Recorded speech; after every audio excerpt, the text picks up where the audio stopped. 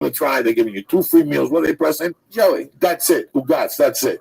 It's a wrap, people. How about a shout out to Onnit, MeUndies.com, NatureBox.com, and Blue Apron.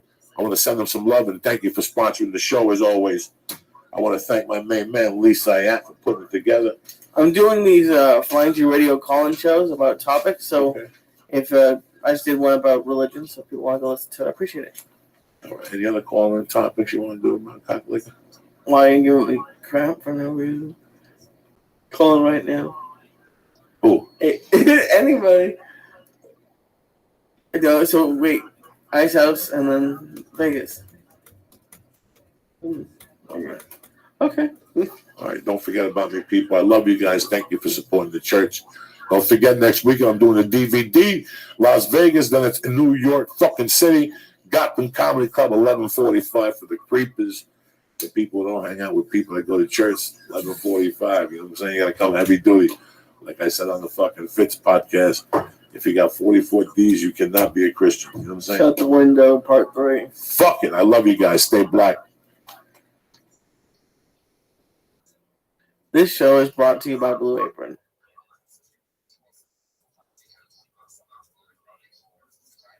Is it Big Mike from across the street? Nah, that's Monica. That's that. Big Mike. What's happening, Lisa? Yeah? All right, a good weekend. I watched Blazing Saddles with Paula for the first. It was her first time watching it. Did she enjoy it? Yeah. Did it hold up? For me, it does. For her, but yeah. I told my mom that we watched it today, and she's like, "Oh, when you're kids, it's good for girls, but it's always good for guys, but girls don't always get it." But I still love that bean scene and farting. Just that Mel Brooks is fucking great. I would love to be able to meet him. He's fucking a legend. I'm a silent film Mel Brooks guy. Silent film is great. I still haven't seen American History Part 1 or History of the World Part 1. That's a good one. That's a really good one.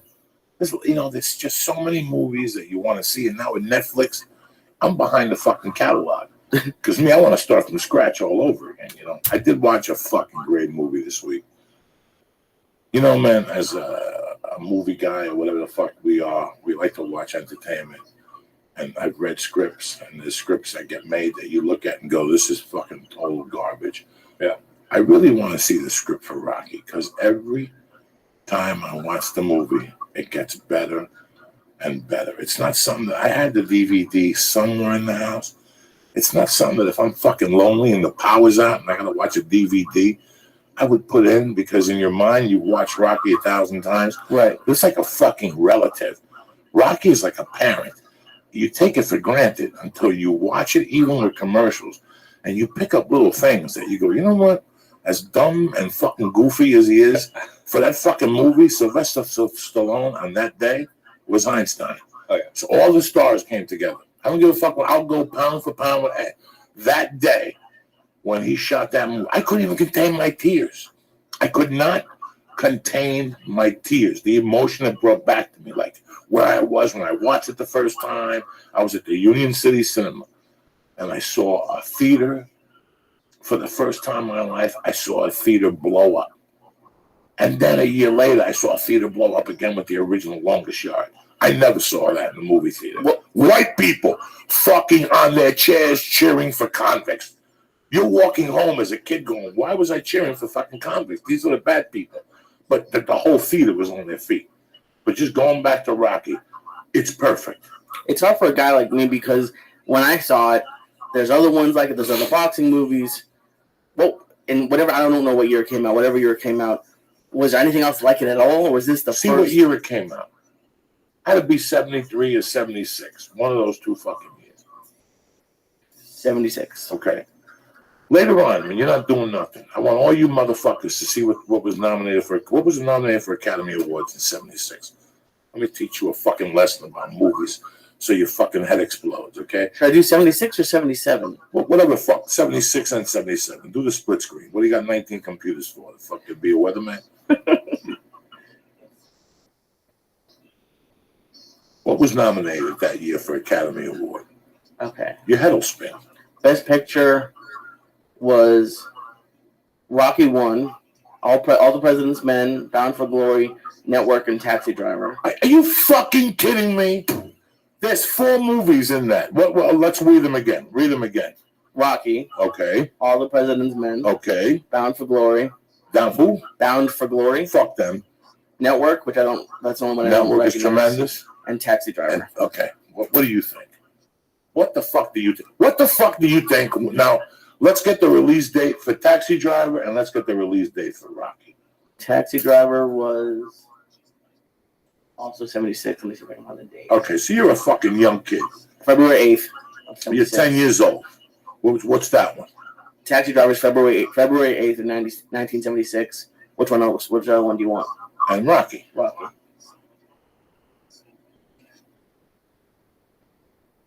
December 3rd of 76. Okay, so you fucking... Oh, no, sorry, November 21st. You think of that? That was a Thanksgiving movie in those days. Now, what do you go see for Thanksgiving? Dick. Rocky for Thanksgiving. Everybody, listen. If you weren't born or you weren't alive, it was fucking huge. Everybody was Rocky, and everybody was doing jumping jacks. Everybody was running in the streets. Everybody was drinking fucking eggs raw. Everybody you know. Everybody wanted to be a tough guy. Was I just ate 19 eggs raw? The Barbarian brothers were eating 36 eggs. Now you went to see Taxi Driver. The impact that movie fucking made on me as a kid. I remember that movie came on ABC, Sunday night movie, October of 79. Taxi Driver? Taxi Driver. That's the first time I fucking... With the horrors and the fucking shooting? Well, they cut a lot of shit out in those days. But I remember watching it in my mom's bedroom, and my head was going to fucking blow up. Like, these movies were just... But back to Rocky. That scene when he goes in to the guy, and the guy says, I want you to do this, this, this, and this. And he goes, listen, I'm just a fucking ham and egger. I almost had a nervous breakdown right there in my chair. My wife had to fucking give me mouth to mouth.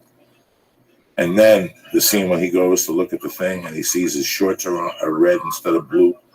And he tells the guy, and he goes, does it really matter anyway? And then he goes back to the room with Adrian, and he tells her he just wants to go the distance, so he doesn't end up like one of the bums in the neighborhood. Are you fucking kidding me, guys? Are you fucking kidding me? I almost had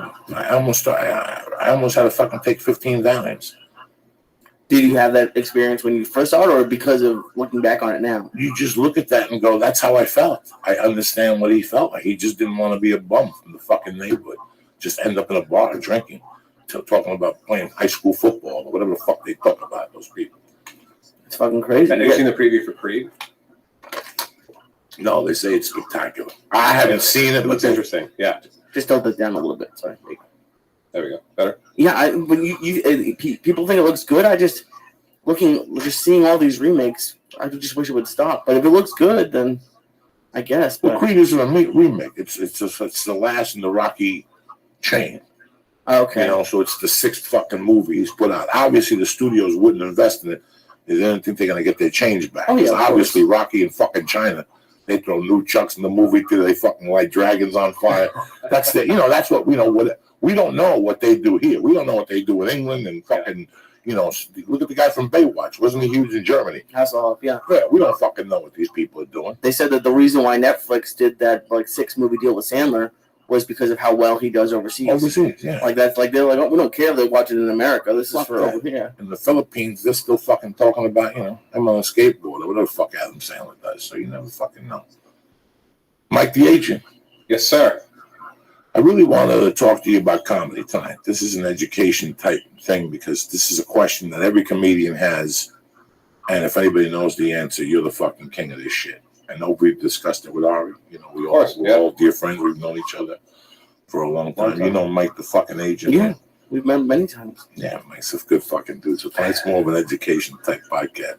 I got hit up by a bunch of people about this Nick Diaz thing. Plain and simple. Right. Okay. Plain and fucking simple. You could fight on the street corner. You could fight in a fucking gym on a Sunday for $200. Or you could fight for $500,000. They gave him the opportunity to fight for $500,000. He probably smoked a joint the day before. Am I supposed to be mad at him or whatever? I'm not mad at him. Was the fine hefty 5 fucking years? It's his 3rd time. Right. It's his 3rd time. And it doesn't really matter if it's hefty. I mean, he must have to sign a contract that says you won't smoke weed. Whatever the fucking reason is. whether California, whatever the fuck, Alaska, Alabama, Yeah, it doesn't matter. Regardless if it That thing makes says sense, you yeah. can't get high. I know a bunch of you guys would love to hear, listen, man. You know, he's going to appeal it. He'll probably get it down to 2 years or 2.5 fucking years, but he broke a fucking rule. He broke it. Well, you know what? It's his third one. If he respect what he did, Mike and I were talking about this before. I love comedy. If right now, tonight, what's the guy with the one ear that just got the fucking show? Stephen Dorff, whatever his fucking name is. Stephen Colbert, whatever his fucking name. Tomorrow, I got the fucking call. They'd like for you to be on the show. I'd have to turn it down because I wouldn't represent myself properly. Somewhere it'd have to be a fuck. Somewhere would have to be an edgy joke. So if I didn't look at it from that perspective, so if you came to me to fight for $500,000 and I knew deep in my heart, I love smoking marijuana, I'll lie to you. I'll tell you I'll stay clean I'll give it 10 days. You know, I ain't gonna lie to you. But after 10 days, something's gonna happen. I'm gonna be fucking bored and it's all over. You know, and that's me. I just know you have to know yourself. I'm not mad at Nick, and Nick everybody should know this. There's rules in the UFC. You're in the top echelon of your profession. And it doesn't matter, like everyone's saying, like, oh, well, weed doesn't, it's not a real drug or whatever. That could be the case. But if you and I were this high in, I don't know, what state doesn't have medical marijuana? It doesn't matter. Or one of those states, and we got raided, we could go to jail. It doesn't matter that it's legal here. And I'm going to go to jail here, too. They can do whatever the fuck they want. They right. shoot people every fucking day, put a gun in your hand, and said you were a terrorist. They'll do whatever the fuck it takes to clear the fucking murder. You see it on TV.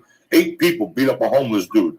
They held him down, a gun went. Are you fucking kidding me? They got it, so it doesn't matter. Right. They could come in here right now and arrest us for that fucking edible and get us for possession of something else. It's not marijuana, an edible. It's something completely different. You get busted with one of those fucking vapor pens. It's not marijuana.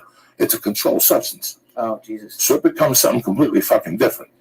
So thank God. Listen. Thank God that SAG doesn't have urine tests when I go to shoot a movie or a TV show, because I flunked all of them, but I know this going in. That's right. The UFC. What did he think? That he was going to go in there and get a 9-month suspension? This is his third one, guys. That was Anderson's first one. Third one. You know what you're telling me when you fuck it up, something like that 3 times? Do you know what message you're sending me? What message are you sending me, Mike? I don't really give a fuck. Yeah. Mike, at that point, Mike, you booked Lee on the road for 6 weeks. Lee gets there late to 3 of them. What's he telling you? And you got him good money. What's he telling you? I don't want to do this. I'll find somebody who will. I'll find somebody who'll come here and fight and abide by the fucking rules. Right. Well, for $500,000 fucking dollars. And the frustrating part is, like, Mike could just get another. Well, like the person who isn't gonna fight can go fight somewhere else, or the promoter can go get a different fighter. But someone in like Mike's position, who is making money based on a deal, you still like. I can't imagine what Nick Diaz's agent or manager, whoever was thinking. Like, I don't know. Let's say if it was $500,000, he was gonna get $50,000. He had $50,000 riding on that, and he doesn't know if his client's going to show up at all. And then if he does, you got to move in. He's going to be high. You got to move in and handcuff the motherfucker if you're getting 50 large. Yeah. You know, you can't just sit back and go, well, I thought, no. And but you're a big boy. Yeah. In reality, I don't need somebody to move in. Hey, listen, when I was 27, I had a predicament. I had to pee in a bottle. Have you guys heard the stories of the shit I did? I used to pull my uncircumcised dick back, get pool cleaner, crush it up like salt, and put it in my dick, and put my uncircumcised dick skin back over it. And then I would pee and pull the skin back, and all the particles from the pool cleaner would close. And when I failed, the next time I used Drano.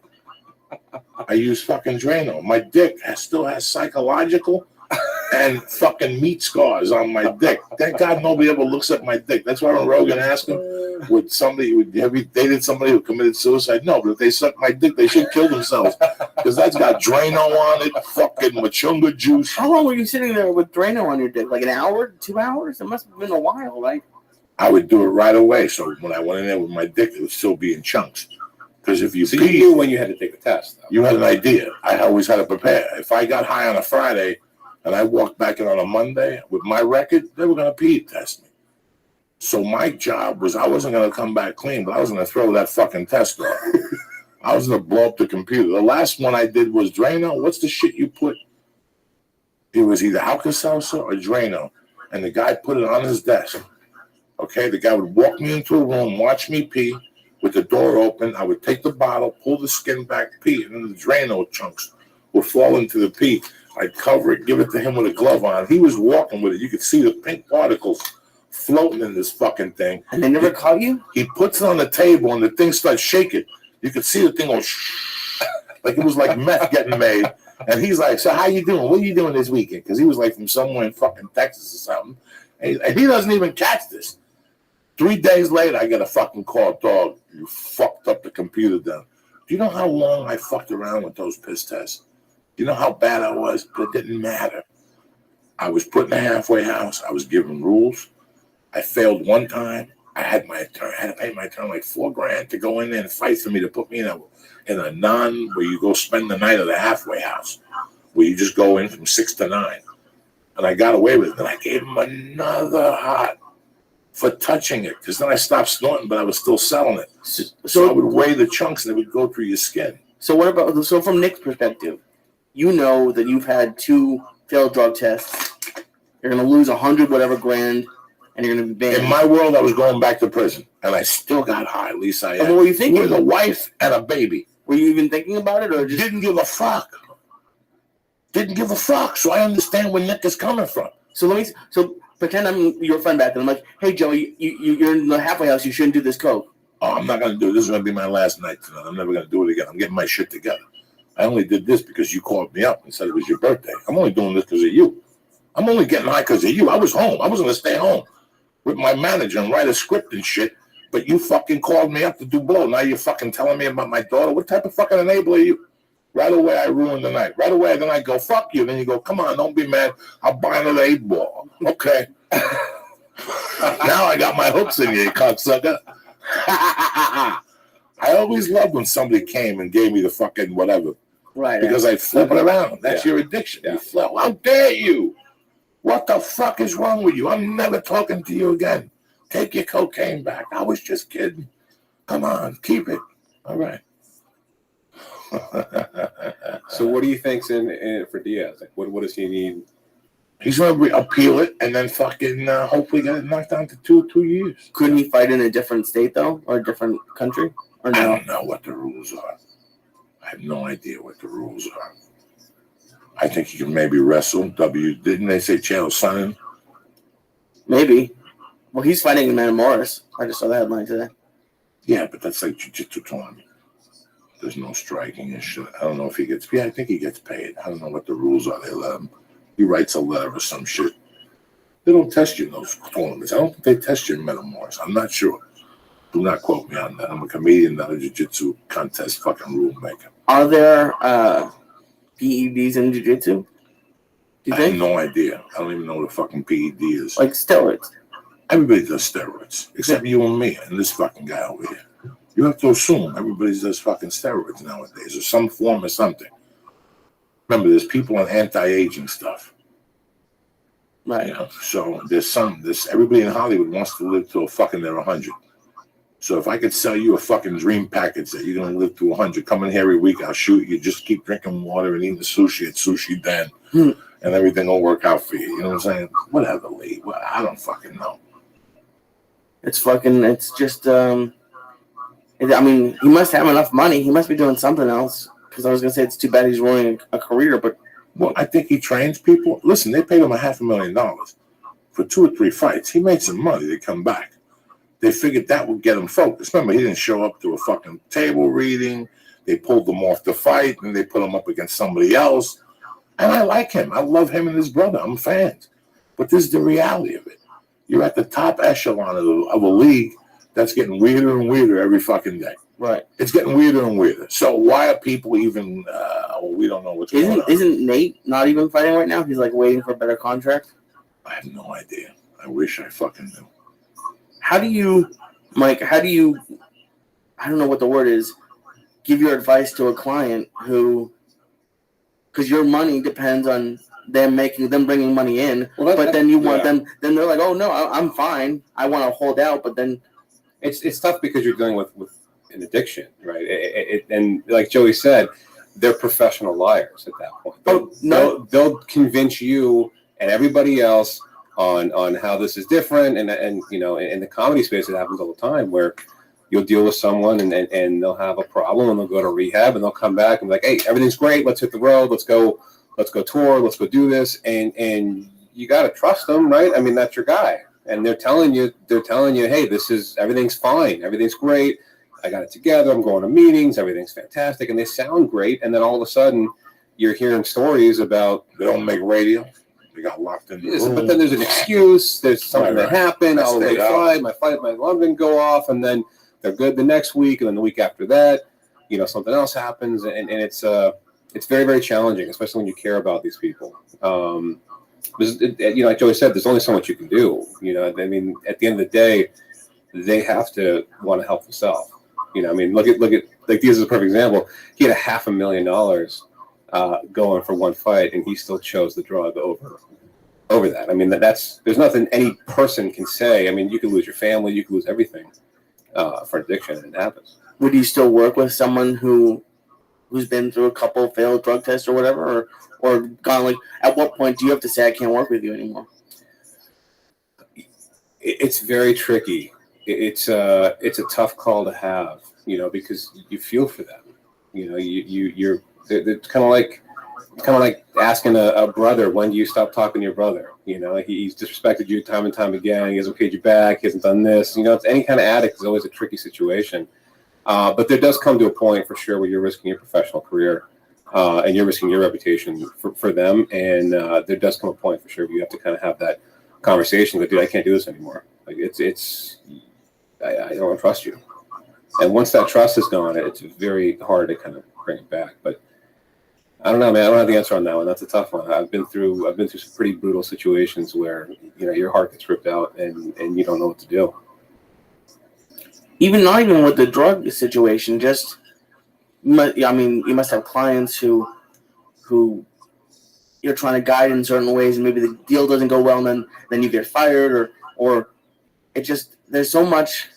It seems like there's so much that isn't even based on the job when it comes to that kind of relationship. It's like a lot of times it's factors that had nothing. It's like why professional coaches get fired a lot. Like they get the blame. Always, yeah.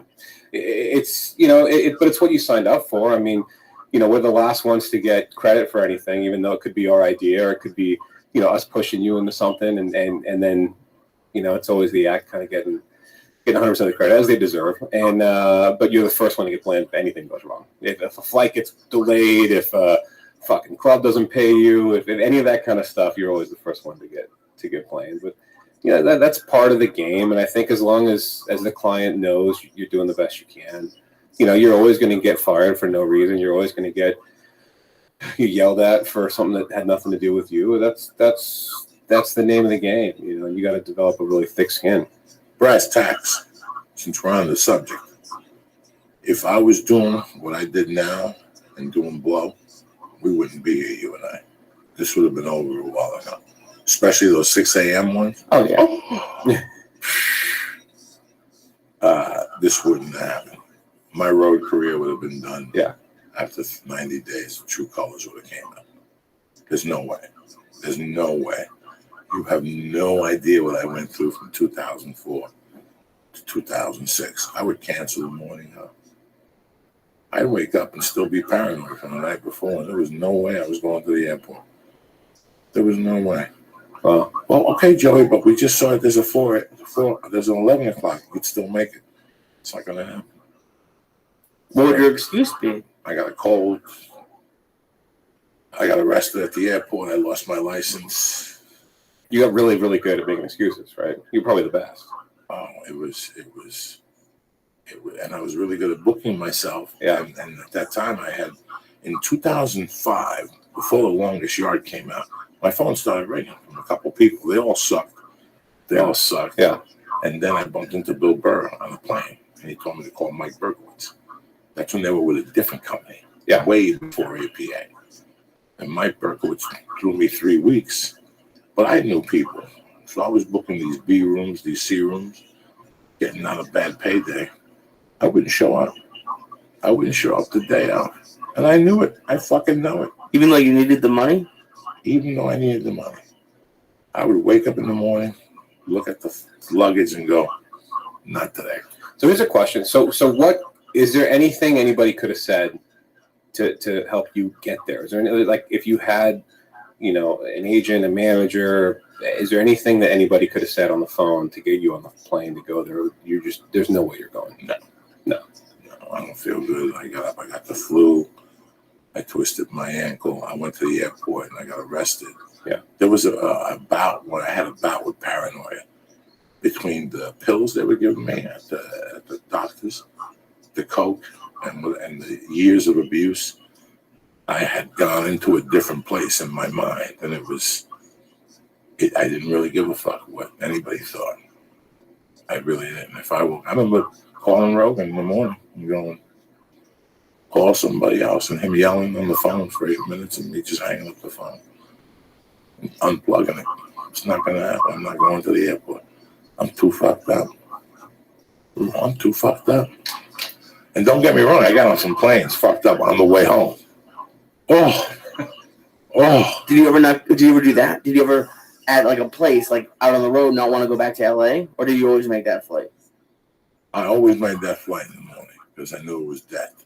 Except for the time I bought the 30 Valiums in Beaumont, Texas, and I started eating them on Thursday, and by Sunday morning I was incoherent. I got picked up Monday, taken to a hotel in Houston. The club owner of the lap stop said, just go to the Intercontinental and sleep. I slept at the Intercontinental from Tuesday, guys, to Thursday. The Valiums didn't wear off. You figure I had 30 times 10 milligrams of Valium in my system. 300. I was 400 fucking pounds. Never did I break a sweat, only when I snorted blow. I did not drink water. I drank Coca-Cola straight out of a fucking can from the beginning of the morning to the end of the day. That Valium was going to sit in my system. And every time you lit a joint, the Valium restarted. I remember calling him Mike Berkowitz and yelling, like, what the fuck? And I couldn't even talk straight. Still, my face was numb from the blow and the Valium. So, seriously, this is how fucked up I got. I went on the road to get fucked up. Yeah. Like, I went on the road to get fucked up. By the time I got to my destination, the packages were ready. The calls were made the night before. And we were going deep. Houston, Dallas, El Paso, Miami, Buffalo. In fact, I was thinking of just calling him to say hello. Jeff in Myrtle Beach. Oh, yeah. I love Jeff. That's my dog. Jeff and his wife at Myrtle Beach. He's your drug dealer in Myrtle Beach? No, he was the comedy club owner. He paid me $500, but I made $1,000 doing fake rentals.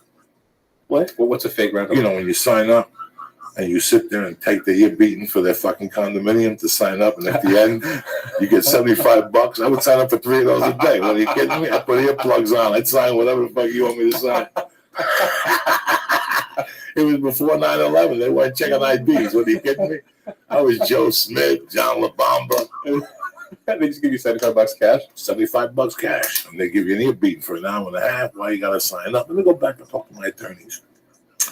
I'm trying to loosen up this building in Manhattan. Have you seen those signs around LA, like $99 round trip to Hawaii? Yeah. That's what that is. And apparently, because I went to go look, I was like, what is that? $99 round trip to Hawaii.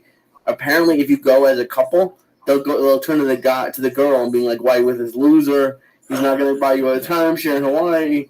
And if you do it, you get $99 round trip airfare. And that's after they fucking take your car keys and hide them. Oh, that's an ear beating and a half. They wouldn't fuck with me. Do you think it's worth it? If a blow in those days, $75, $75 for a packet, $75 to get my dicks up, and $75 for some cocktails. What are you nuts? And I still walk out of Myrtle Beach with a nickel on fucking Sunday night. What, are you kidding me? Yeah. Are you fucking kidding me? I'd get up early, all coked up, and go to that fucking high. I like to buy a condom. What's your name? What's your present value? I think I'm worth about $80 million. I got a building. I want to hear your speech. I got a building I'm trying to move in Midtown Manhattan. I'm dropping the price from 11 mil to 9.5. But I like to buy one of these timeshares. Come on in. And I'd sit there and bullshit them, and I'd take their rate of beating. Sure, 8.9 percentages. I'd be dropping mortgages, international fucking yen fucking rates and shit. I get them all confused. And at the end of the day, 75 beans, cash and dollar. And then I walk down the block to the other suckers, tell them some fucking story. I'm a Chinese immigrant. I got property in Hong Kong. I'm trying to move them. I swear to fucking God, I did this every time I went to Myrtle Beach. That's great. And they loved it. Everybody was like, oh, and I just told all the comics. And all the comics started fucking doing it. What are you, nuts? What the fuck you think you're doing with Lisa? How did you convince them to give you $75? I didn't convince them. They convinced me. Yeah, but if you're like, yeah, I went in Manhattan. I went there. Where's my 75? Listen, I went there one Christmas. The only time I could work the club is in the holidays because I was too dirty for the summer. It's too many white tourists. Mm-hmm. Jeff loved me. I knew Jeff from his Milwaukee days. They used to book Appleton. That's how long they've been in the motherfucking game. And his wife, she's a fucking knockout 20 years ago. She's probably still a fucking knockout. And then they said they broke away from that lady that used to book Milwaukee that controlled that place, the gang place, the one that belonged to the bikers in Milwaukee. JD, he's gone now. 6'9", 300 pounds. When he paid you, there was a gun on the thing. All the doormen had suits, triple John Gotti suits. Everybody was a gangster. Big family dinner Thursday night. Big family dinner. He was the VP of like a big time biker gang. Wow. And the headquarters, they've been on Gangland, the whole fucking thing. This guy was huge. And also owned the Chuckle Hut. That was their front. Yeah. The condo looked like something from the fucking Munsters. The furniture was beige. People had come all over it. It was horrible. Then they also had the club in Appleton, the bikers. It used to be bikers that owned Appleton also. There were two biker brothers or something like that. I'm going back 20 years ago. Yeah. They ran that. The lady kind of went crazy, gave the business to us. She also booked Marquette University. I remember doing Marquette to her on a Tuesday night. They booked all that. They went to Myrtle Beach, bought a home, and opened up the Comedy Shack. The comedy, whatever the fuck it is. And they're nice people. It's just, they're nice, clean people. You know what I'm saying? I go down there and get fucked up down there. Those bars in the strip, the water's warm. Everybody plays golf. That's the other thing. Mm-hmm. Everybody goes down there, goes to timeshare and play golf. The question I wanted to ask you, Mike, that a lot of comics listen to this podcast, and I remember being a comic in this town. And you come to town, you get made a regular at the Comedy Store. I was very fortunate. I got made a regular a month afterward. Got here January, by February, I was in the store. Wow. A week later, I got made over at the Improv. The guy was a boozer, and he liked me. He used to sit in that thing up there in the little office and just get high and watch me.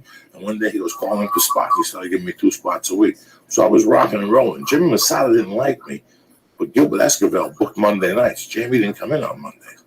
So Gilbert always gave me the 9:25 spot. Are you fucking kidding me or what?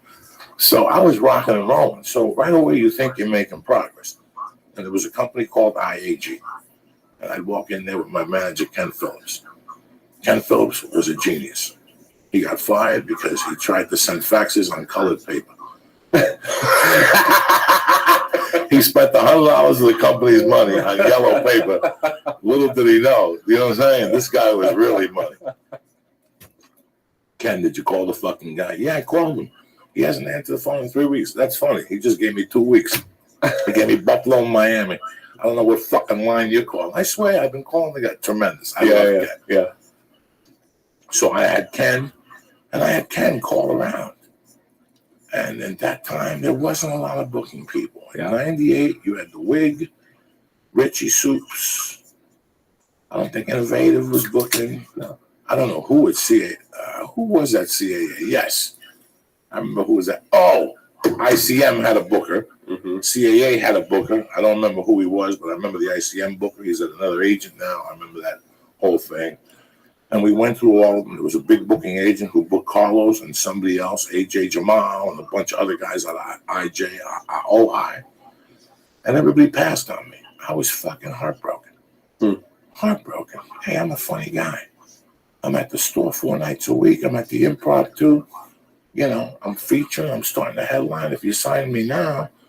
And, DJ was over at the Feature Factory. That was the best agency at that time. If you were a feature, Omnipop.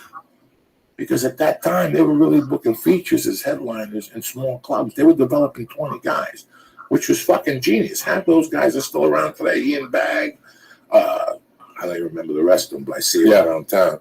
But he had a bunch of guys in those days that were really Tom Parker, Tom whatever. Tom Papa? No, Tom somebody else from South Carolina, one in that area. He had a bunch of guys that were really features, and he was grooming them to headliner for, and that was the only agency that did that. In those days, either you fucking were Wendy Liebman, or nobody else booked you. I didn't understand why I couldn't get somebody. I got a couple bites during the longest yard, but it still wasn't complete. When is it that a comic needs to start getting booked? It's tricky. For me, I'm unique in the fact that I look for a rock solid hour. And then that's the bare minimum for me. So, I get all the time comedians that are very, very frustrated, and they come and think, I don't understand. I kill every single night. And I go, yeah, you're a professional comedian. That's the entry level to being a professional comedian. Is you should be able to be very, very funny for an hour. Now, what else do you do? Do you have the right look that can get cast in this TV show that's going to blow up? Are you writing screenplays? Are you doing a podcast? Are you going out there and hustling? Are you figuring out mailing lists? Someone who's willing to do the work that it takes. It was different a long time ago. It was different 15, 20 years ago when you could just do a Tonight Show spot and all of a sudden your calendar would be booked for the rest of the year. I've had a bunch of comedians that I've worked with who literally told me that exact story. I mean, who was Roseanne's ex-husband? Tom Arnold. Tom Arnold. Tom Arnold was telling me a story. I think he had 7.5 minutes, maybe 10 minutes material. He did one Tonight Show set, and he's never not had to work. He's never not worked from that moment on. Like his calendar's been full from the time he did the Tonight Show set, and that just doesn't exist anymore. I mean, there's so many more opportunities, so many more performers. So now it really is, okay, great, you're funny. What more are you doing? And I mean, I think you're the perfect example of a comic who was killing every single night and frustrated. Instead of waiting for some rep to come in and save the day, you took action and you built your own career. I mean, look at what you're doing now. You're spending time on a Monday night. Most comics right now are sleeping. They're at the store, they're watching Netflix, they're doing whatever. You're working. You're building a career. You're putting your time in. You're putting your effort in, and I think that always translates, especially now. So that's what I tend to gravitate towards. Is those comics that are willing to do. Okay, great, you're funny, but what else? There are other people that will just chase it. Hey, okay, you're a cute 21-year-old girl who's got 2 minutes. Let's see if we can cast you. And there is a business there for a small time, but really to build a long career, I think it has to be this. I think it has to be effort to be able to maintain it. We were talking the other day about Earth, Wind, and Fire, and their agent was telling me that it's like, I can still put Earth, Wind, and Fire at Bonnaroo, and they'll walk away with thousands of new 20-year-old fans who had no idea who Earth, Wind, and Fire was. They still have it. They're still willing to go out there and work, and there's no ego in it. They're willing to go take an opening spot at Bonnaroo and just blow people away. And I just find those to be very cool, interesting stories. And a lot of comics get this ego. They get this, well, I'm past at the store, so I shouldn't have to do that. I'm the funniest guy in Kansas City, so I shouldn't have to start over. Fuck that. I don't want to do that. So there's not really one thing to do, but I would say, figure out what you're really good at on top of just being funny and use that as a resource. I mean, you're a fantastic storyteller, so the podcast was a perfect medium for you. It was perfect. Totally. So it's 1995, gentlemen. I don't mean to interrupt you. It's 1995. I'm doing comedy 5 years. I'm doing comedy seriously between us at the table. I'm doing comedy with everything I got for 3 years at this point. The first 2 years, I was just wasting my time, giving out business cards, telling people I'm a comedian, getting on stage once a month, going down there just to make a drug deal. You know what? I will meet you at the coffee shop. I go down there and do a spot. I swear to God, it was like a part-time thing. Yeah. Then I realized effort has to be put into this, and that's when everything changed. So it's 1995. This was the formula. This was it. I know you're a young guy, Lee. You ready for the formula? Mm-hmm. You come to Hollywood. You get passed at the store, the Improv, or the Laugh Factory.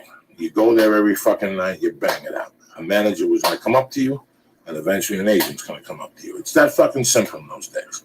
They come up to you, give you a card. 2 days later, you went in their office and bullshit. They were offering you water and giving you their spiel and saying you're that type, blah, blah, blah, blah, blah. Didn't you tell me that like people used to wait at the store with like plane tickets? This is way before. This is 20 years before me. Oh, okay. I'm talking about 1990.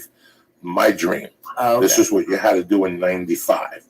You had to come down here, do that, do some spots, and then you had different paths. A, you could either go to Tonight Show path in that day and blast it that way, or B, you go to movie path, or there was another path. TV. You know, go to Montreal. Yep, the whole thing path. Now, here's what happens. Let's pretend you're not a Tonight Show guy, and you're not a whatever guy. But let's say you bust out in 6 episodes of The Hottest Show, Modern Family. This is 1995. You bust out in 6 episodes of Modern Family out of 13. There used to be 26, 13. You bust out in 6. In those days, your booking agent came into the store. I'd love to sign you. We'll get you out next week. And in those days, when a comedy club put from Modern Family, boom. They didn't give a fuck who the person was. That was the formula. If you recurred on one of those shows, then right from that recurring, you'd pop a special. Comedy Central, HBO, maybe Showtime in those days. Yeah. But it was that simple. That was the fucking formula. That's all it took? That's all it took. And then you went from there. Then you just got booked into different things. Sometimes you laid off. Sometimes they just threw you on the road. I didn't know the formula why they threw you on the road. Sometimes they threw you on the road. There was big money involved. I remember when I started, the guy with the smile, Bobby Collins, was very hot. And that day, the genius, Wendy, from the Comedy Works in those days, Monday night, she'd have Bobby Collins in there. And she would give him like 10 grand for 2 shows because of his search commercial. A fucking commercial that you knew he was Bobby Collins. You know, you guys were kids. You don't even fucking remember. Yeah. They were Bobby fucking Collins. So Bobby Collins is coming on high. I'm Bobby Collins for search. They keep my teeth white, and he'd eat a thing, and he'd smile. Bam! They put a fucking flyer up in every city. Bobby Collins is coming to town from the fucking search commercial. When I got here, there was a commercial. There was 2 idiots on a McDonald's commercial. Scott something and some guy. They got a McDonald's commercial where the celebrities would walk in and they'd stop him with a hat on. That guy was on the road making fucking money for fucking ever. Because you made money from those things. That shit don't happen today. Well, isn't that good in a way? To be honest, hasn't the quality of stand-up gone up? It's forced it to, for sure. I mean, you can't really just get by based on a commercial. People figure it out. I mean, you know, Dustin Diamond's a perfect example of like, okay, you can have some fame, but people aren't going to come back the second time, the third time, the fourth time. Unless you got the comedy. You have to have chops. the comedy chops. That's when the comedy chops come in. When that little window opens up, yes, you better be ready.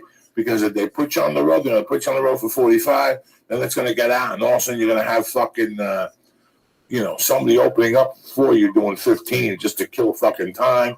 Then it's 15, and then you're off the fucking road. And that happens. That's what happens today. Sure. But, that's why I always say, once you have that rockin' hour, then it's, okay, what else do you have? Once you have that, because that's not a career, right? I mean, going on the road because of a commercial now, you might be able to fill seats, or you might, if you get a arc on some big TV show, you'll fill seats for the first time in, but those people will tell their friends, nah, that guy sucks, don't go see him. And you want the opposite. I'd rather sell 300 tickets a weekend than 400 tickets a weekend than 800 tickets a weekend, and build it that way than kind of the reverse pop. So, I don't know about you guys, but a couple New Year's, Rob Schneider headlined in Boston.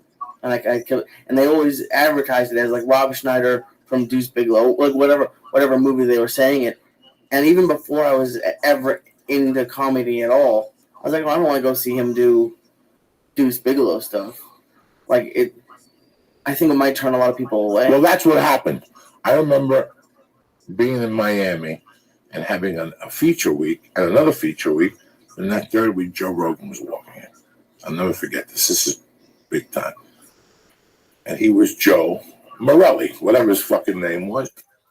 He was there with Chris McGuire, who's now a big time writer on all these little comedy shows.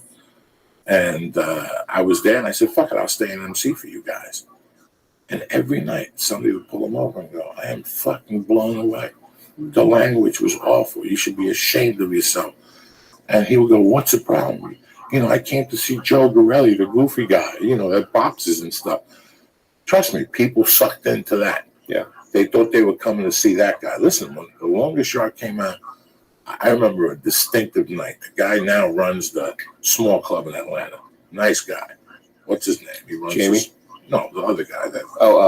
He runs a small club in Laughing Atlanta. Skull. He gave me a shot to come into his old club, a big club.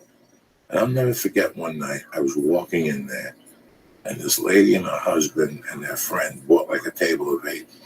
And they're like, oh my God, there he is. And they hugged me, and they're like, you and Adam Sandler, we love Adam. That's why we're here.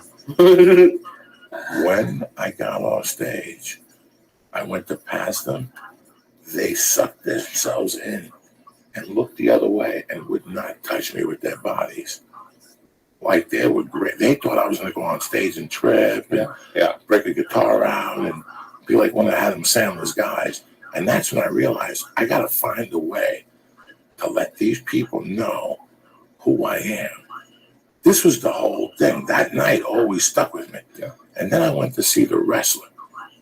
And the reason why I went to see The Wrestler on the first night, which how long we've been hanging out?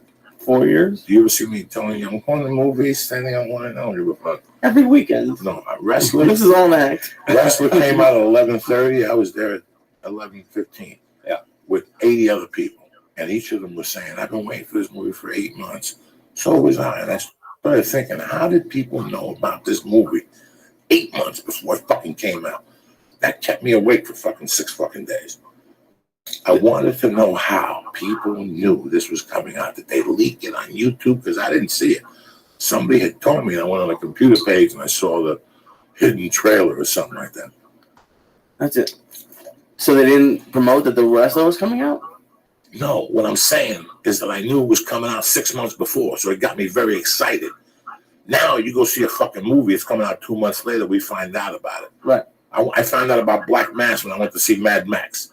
That's fucked up, right? Black Mass, Mad Max. So it was 2 months ago. Right. The Wrestler, I knew it came out in December. I was talking to somebody about it in July, and they were telling me that he was training, that this is the fucking movie, that it's a low budget. That's why he's going to be really good. Make sure I fucking saw it. That somebody saw a screening of it and came out crying. That word got out. That's a powerful word. Remember when you and I had a discussion about 1975? Vaguely. When we first met, we got really high one day, and I gave you chills because I started telling you about Boston. And like Aerosmith. I started telling you about marketing. I started telling you about the Boston Red Sox and the Boston Bruins and the Boston Celtics and whatever else was going on in Boston. But here's these 5 little dirty white dudes from Quincy or wherever the fuck they're from, and they're making the national headlines. There was no Twitter. There was no Facebook. Newspapers didn't call other newspapers and say, do a write-up. Word of mouth was very big. I wanted to know how to get word of mouth because that's the one that people trust the most, of course. Because when I look at you in the office and go see fucking Sebastian. That's how podcasts got promoted. That's how I found out about them. Word of mouth. There's no advertising for podcasts. I heard the first one the other day. Jimmy Pardo did one. He was a spokesman for like AutoZone and said, listen to whatever his podcast is. But like this, the only way I ever found out about podcasts was Facebook and then people in my office. It's just same thing happens for comedians. Yeah. Right? I mean, look, Bill Burr's a perfect example of that. Of a guy who built it just based off of people telling their friends, you got to listen to this thing. This thing's amazing. And then putting out quality hours. I mean, you're no different. You know, think about what you've built on the road. And but here's the funniest thing. I've had this discussion with you. My agent assigned me to do comedy. I was doing comedy 20 years. I had an hour just being me. But I was not really a headliner. I really wasn't ready. I remember those first couple of weeks I went out. Yeah. I was really having a rough time with people who had come to see me from listening to the podcast. They were still like, ugh. this isn't. It took me a while to flow it. And then I think it was like in Kentucky that when I got off, I said, uh-oh, I'm a fucking headliner. I just balanced these guys. I knew what material I hit them with. I was very prepared. But it took me a while. And I've been very honest about it. Yeah. You know, I remember Columbus didn't hire me for a long time. And I said, pretty well. I awoke and none of my bots were working, which is the norm. They normally don't work like without any kind of babysitting, just because somebody's gonna ban them. So once they get banned, as I previously said, I really have a way to make them work so that they just work all the time and they're completely autonomous. But for some reason, the program doesn't want to do that. It's like it's an infinite loop when I program it that way, and it can cause some issues. Just a moment. All right, can you hear me better now? Okay.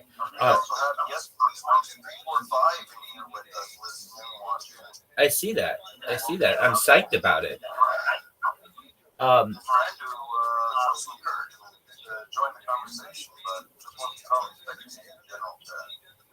Okay, well, that happens. No, dog, I mean, that's a compliment in most places. Absolutely.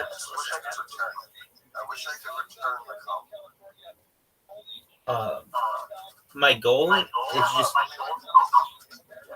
just every day when I look at when I go to Discord and I look at members, just more and more members. So we got 4 members since I last looked at it. And these are legitimate members. They're not like Rabbi's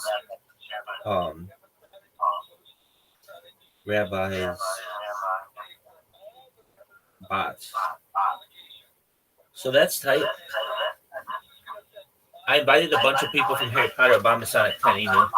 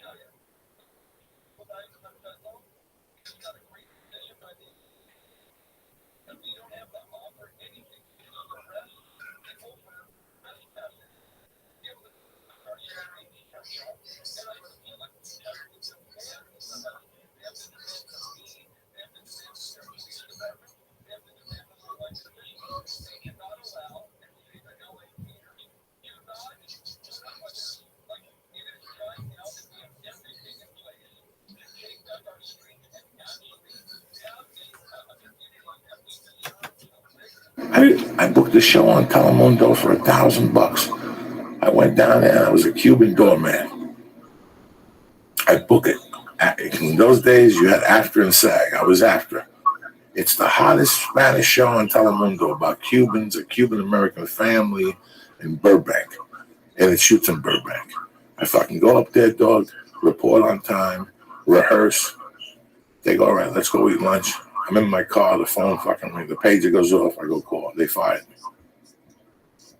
They just didn't like my Spanish. They didn't like me at all. They were 2 different. Listen, so why did they cast there's jungle Cubans and there's decent Cuban. I'm a jungle Cuban.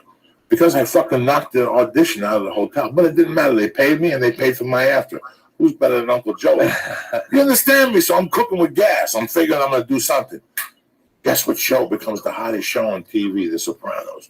Now everybody's doing Soprano spots. Guess what? Boom, Mad TV got a sketch. I get up at fucking 9 o'clock, coked up to the gills. I got 19 messages. Every fucking agent, friend, assistant, comic that got breakdowns. That was the big thing. Call me up. Joey, look, I walked the fucking Mad TV, Walked in there with my headshot. People were looking at me. This is before 9/11. People were looking at me like, Hey, did you hear allegedly? This is from Twitter that Donald Trump picked a running mate. Donald Trump.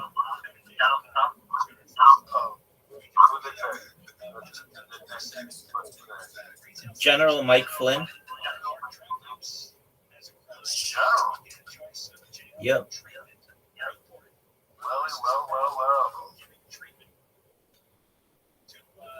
I don't know how much it's going to help him, but we'll see. It looks like it's official. At least it's on that guy's Twitter. Hold on a second. I may be wrong here. He put out a statement. There's some kind of something that was filed with the federal government that has his name on it. But then he at least endorsed him. That doesn't mean anything, though. Anyway, it might be too early to tell, but it'll be an interesting pick. Again, I don't know if it really makes a difference, but it's kind of like the last puzzle piece before the election.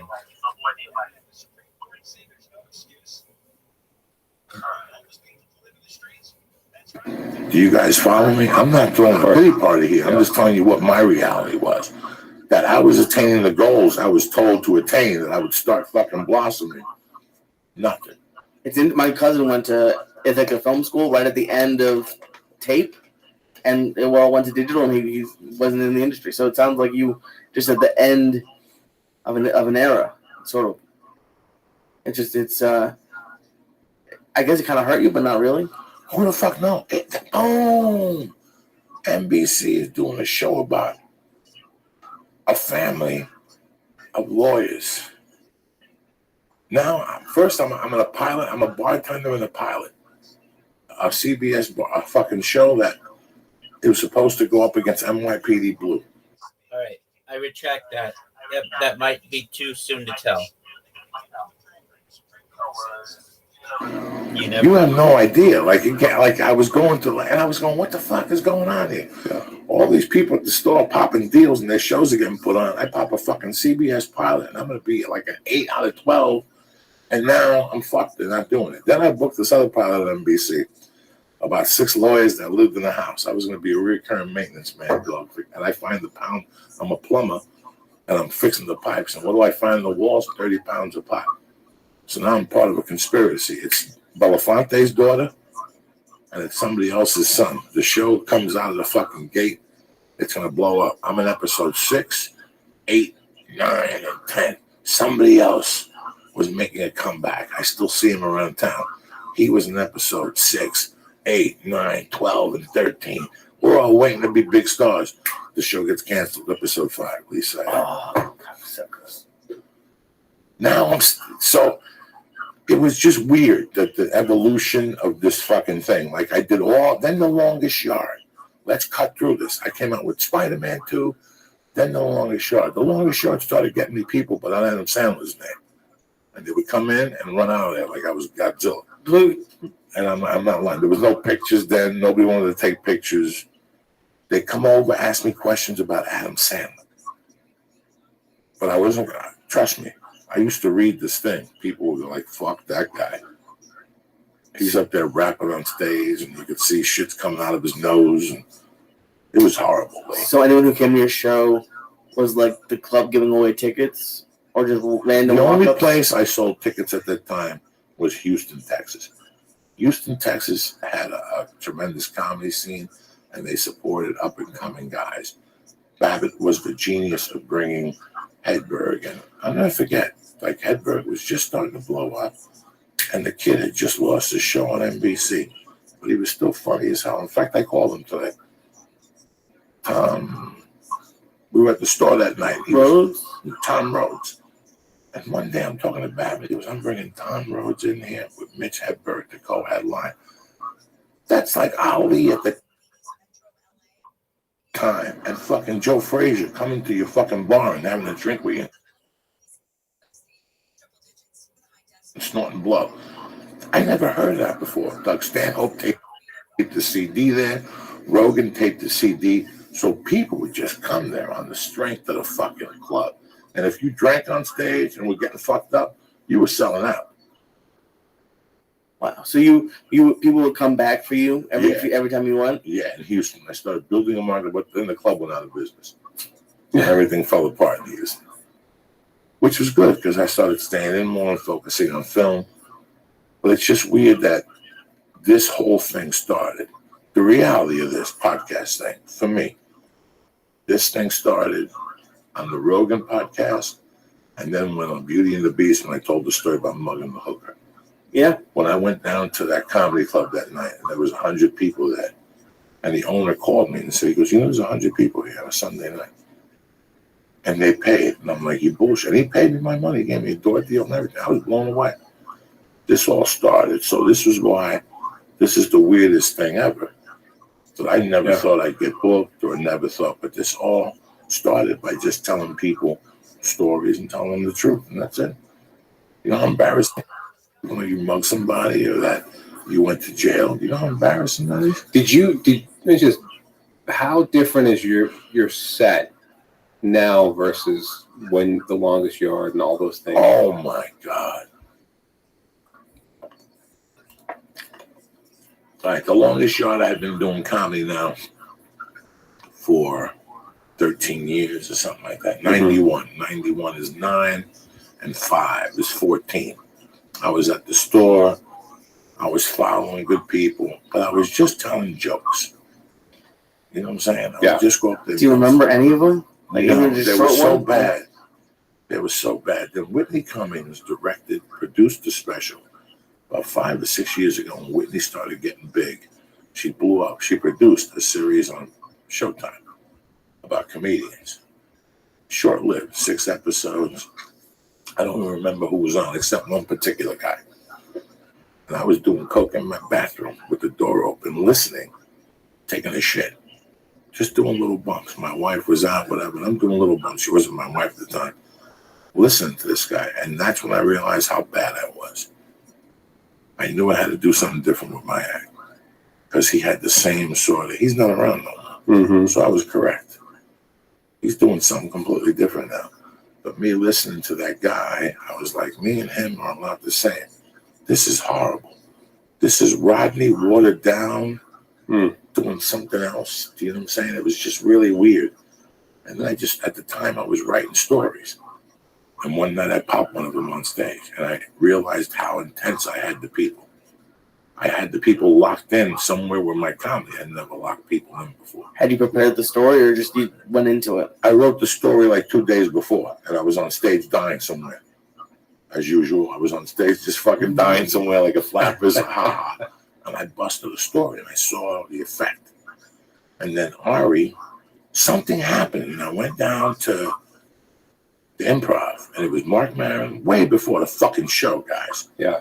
The podcast was just getting started, maybe a year in, a year and a half, maybe 2 years. And I went down to the Improv because Ari was going to do a show about telling stories. It's a Pink Floyd story, right? The painful, but here's the beauty of it. And this is us as family, because I'll tell you, mother, and you know it. Do you think when I drove there, I was going to tell the fucking Pink Floyd story? What the fuck do you think? As my fucking Jew brother here on Rosh Hashanah, a big shout out to all the Jews that are listening right now. You know, you're my people deep down inside. Fuck these Gentiles. When this shit is over, I'm going to Israel with you motherfuckers. You understand me? And that's between us. Don't tell these other people. Fuck them. Listen to me. You didn't. I don't think you knew until you started. I don't think you might not have even known until you started saying something. I swear to my daughter Mercy Diaz that when I walked into that Improv that night, I was telling a story about something completely different. And somebody was up there and they said something, and I go, wait a second, what am I going to go up there with that shit for? I'm just going to go off the cuff on the fucking stupid Pink Floyd night with Lubes and Joe Focaraccio, and that's what happened. and somebody sent it to me. And I said, I don't want to watch that shit. And then somebody put it on MySpace or one of those. It was that long ago? Yeah. And we clicked on one day. I was high and I watched the first 2 minutes. And I got to tell you, I was blown away. I was embarrassed. I turned it off. But I couldn't believe how I was saying the story. And I had fucked up at places. I know I told like he was a Marine. I had fucked up at places. But I still told the story. So how long have you been doing comedy the way you're doing comedy now at the store? 5 years. That's it? 4 years. But the last year has been something completely different. Once I went back to the store, So right around the time we met, that's crazy. that lit the fire under my ass. I'm a different comic than when I started hanging out with you than what I am today. So that's interesting, right? If you think about that, and you are. I mean, what you're doing on stage right now is brilliant. It's completely, it's not brilliant. It's completely fucking different. I think a lot of people think it's brilliant. No, it's very, very funny. Let's put it that way. But that's a good thing to kind of bring up, right? I mean, you had these things, you had these TV shows, you had The Longest Yard, but there was a reason that people weren't coming after it, right? There's a reason, and I think it was because of what you're doing on stage, you know. And if you look at what's happened to you, I hear so many comedians that just go, I should be out there hustling. I should be talking to agents more. I should be, sending my demo reels or my headshots to William Morris or anything things. And I keep telling them, like, guys, there's a lot of people who get paid a good amount of money to go find you. They will find you. And I was gonna say, how often, like Joe was saying, he sends out a lot of resumes. How often, every week, how many submissions do you think an average agency gets? Thousands? Oh my God, so many. And I feel so bad. I mean, it's such a waste of money and time and resources. And this is, what Joey and I were kind of talking about. We wish you could just tell these communities, like, just focus on your craft. Like, trust, when the time is right, we will find you. Now, Mike, a conversation you and I had. Yes. Because you and I don't lie to each other, and I don't lie to Lee either. Now, let me tell you the other side of this story. Mm-hmm. This is where opportunity meets whatever. Joe Rogan's my brother. I've been running with Joe since 1998, since News Radio. When fucking Fear Factor premiered, I was in New York with him. He bought a Samurai on 48th Street. Who stops in New York City? And what? Listen to me, motherfuckers. Okay? Well, the summer of Fear Factor, we're walking down Manhattan. He's there to announce it. I'm going to go do some other fuck work job. But he calls me, he goes, come with me, keep me company, let's go. I'll pay for it. I go, fuck yeah, let's go to New York. What the fuck? We're walking down Broadway. He's in a store buying a Samurai. On the fucking thing, it's Fear Factor with his picture. Like a samurai sword? A samurai, like some statue of a fucking Chinese guy with a hat that his eyes would blink, okay? He's in there going, Joe, you got to look at this fucking thing. And I'm in my mind, where are you putting this? He goes, what do you mean where I'm putting this? On my front door. The eyes will glow at night. I'm figuring if I could put eyes on it. So anyway, I go outside. I got a page. I got $3 in my pocket that I stole from the maid when she wasn't looking. Like, that's how broke I am. Do you understand? Like, seriously, I'm telling you guys the truth. But Sopranos is the hottest show. Here's Joe Rogan talking to me on Broadway with his billboard flashing on 42nd Street. But people asking me for my fucking autograph because they think I'm a big pussy. How fucking crazy is that? That's why. Now, let's talk about Joe. Joe was on News Radio. He went out there for peanuts. There were times they were calling for a replacement gig, and he would lose money on the plane ticket and what they were paying him in the beginning. And people coming out to see him from News Radio. And there was like a year lapse. Once he got on Fear Factor, people started coming out by the droves. And I guarantee, like a lot of people left there very disappointed. They thought he was going to be a quirky host. They ran into a good comic. And somebody who talks about politics and icebergs and rocket ships and is very intelligent in his material. But he kept half that audience. And then when that show ended, he did something else. Then he got the UFC.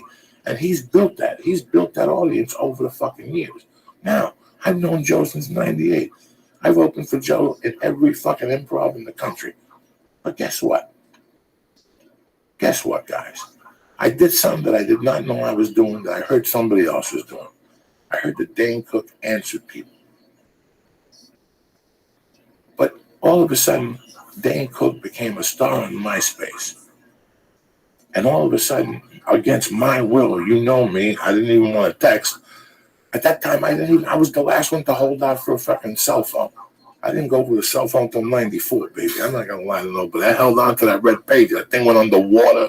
That thing had blow on it, acid. I had minerals. I shoved it up the chick's pussy. That page, it was gold. Every time I went out with Joe, I would do blow and I'd go back to my room. Even when I lived on Schrader, and people go, friend you, and said, we saw you at Joe's show. This is 8 years ago, and I would friend those people and say, thank you for coming out.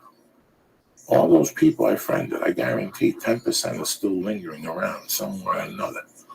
Because I had the opportunity to go on the road with a guy that was drawing more than I could ever in my life dream.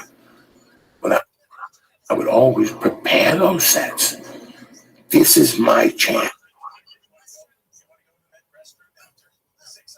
And to go, this is the all-star game. And I got a fucking chance. I said, back, these people don't know I've been to prison. These people don't know about addictions. These people don't know I can't take planes. One time I left my luggage and walked out of the airport and got arrested at LAX. I was so paranoid on cocaine from the night before. I got no reason to lie to nobody in this room. And here I'm getting a shot. There were nights I'd go to the comedy store and leave. I don't know what the fuck I'm saying. But when I would do those Joe Rogan sets, I would sit down while they were out doing push-ups and shit. And they thought I was in my room doing blow. I was writing the craziest shit I was going to write in my life and say it. And guess what? Out of those 1,200 people, I made 30% of those people my fucking people that now listen to the podcast. Do you understand me? I was very intelligent. And when they moved to Facebook, they came with me to Facebook. Now I answer them. And now they came to Twitter. And I know comics get sent messages on Twitter. Guess what? I'll answer them. If I see the fucking thing, I'll talk to you back and forth. If I'm on there, rocking and rolling. If somebody says they came to the show, they bought tickets, ask them. I say thank you, and I'll see you there. That's an extra move. So over the years, that gift, that's the gift that I didn't do before. I thought, oh, I'm on a TV show. Call the fucking club. You know, call ICM. Tell them Joe Diaz got 40 and he's on a TV show. No, I had to work it from the other end. Yeah. Where's fucking Tony Bennett? What are we looking at me? Oh, weird.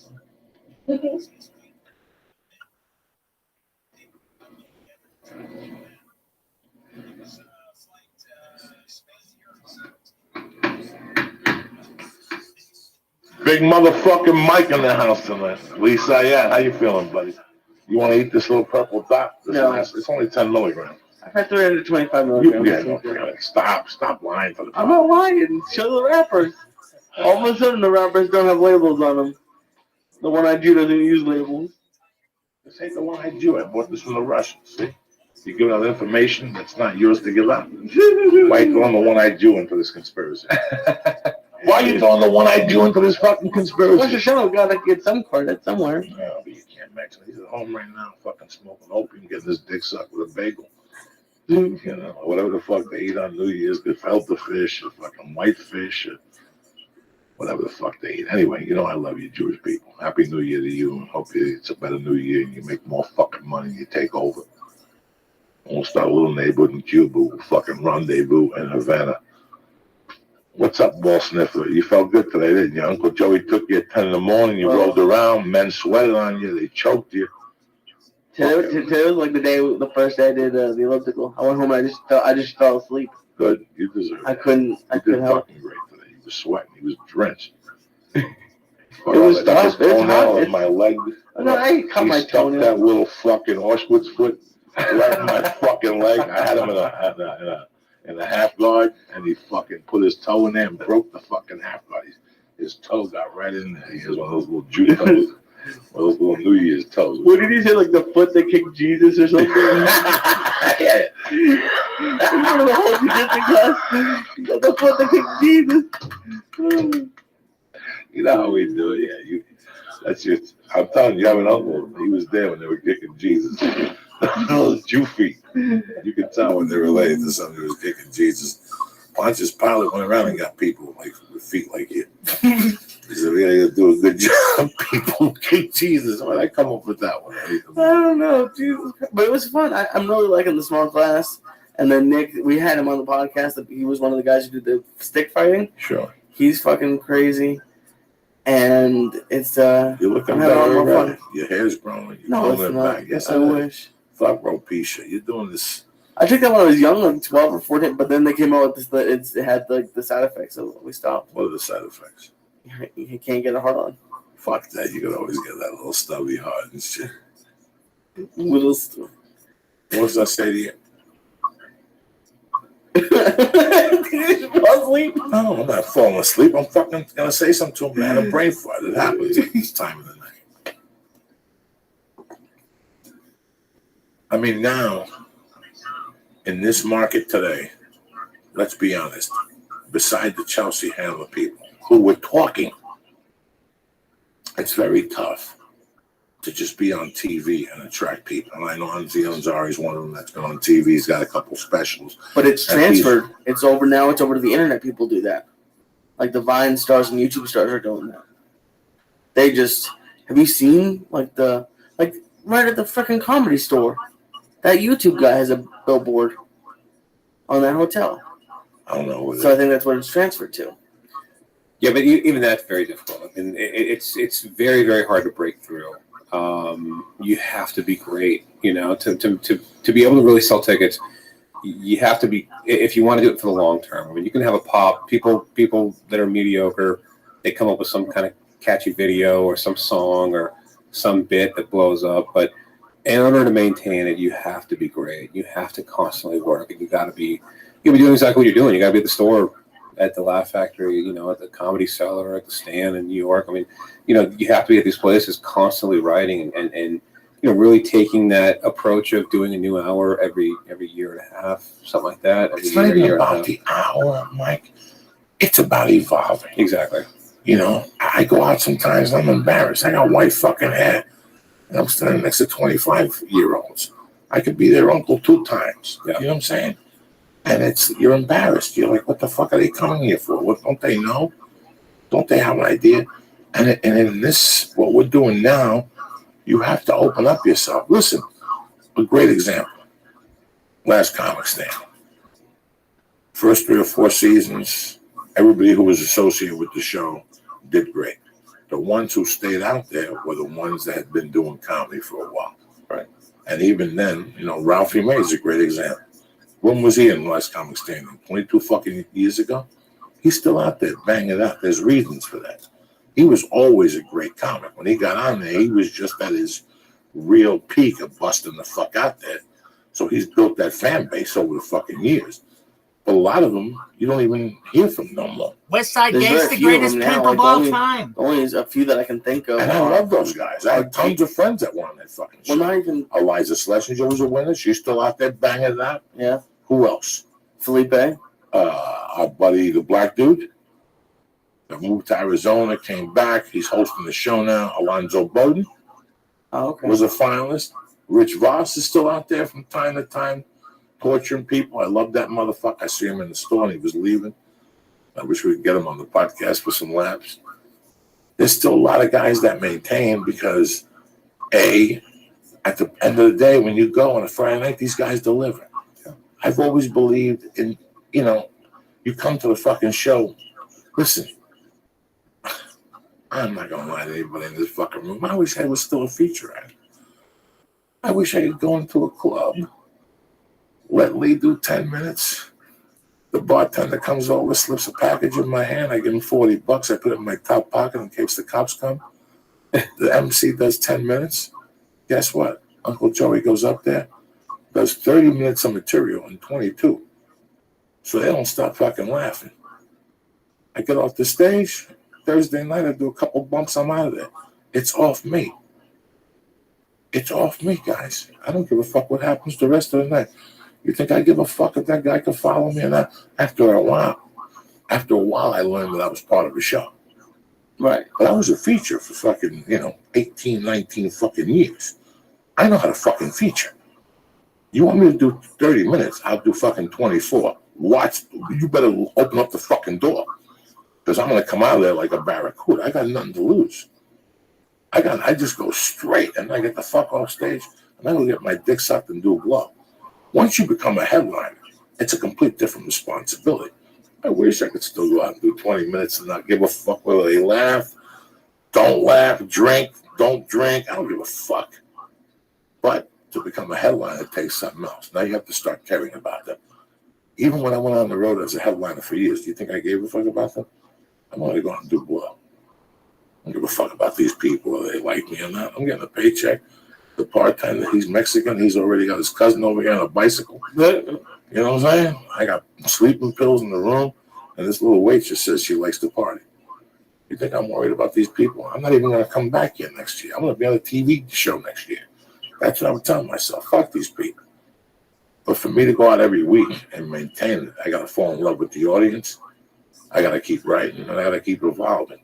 Listen, some people could write really fast. Some people can't.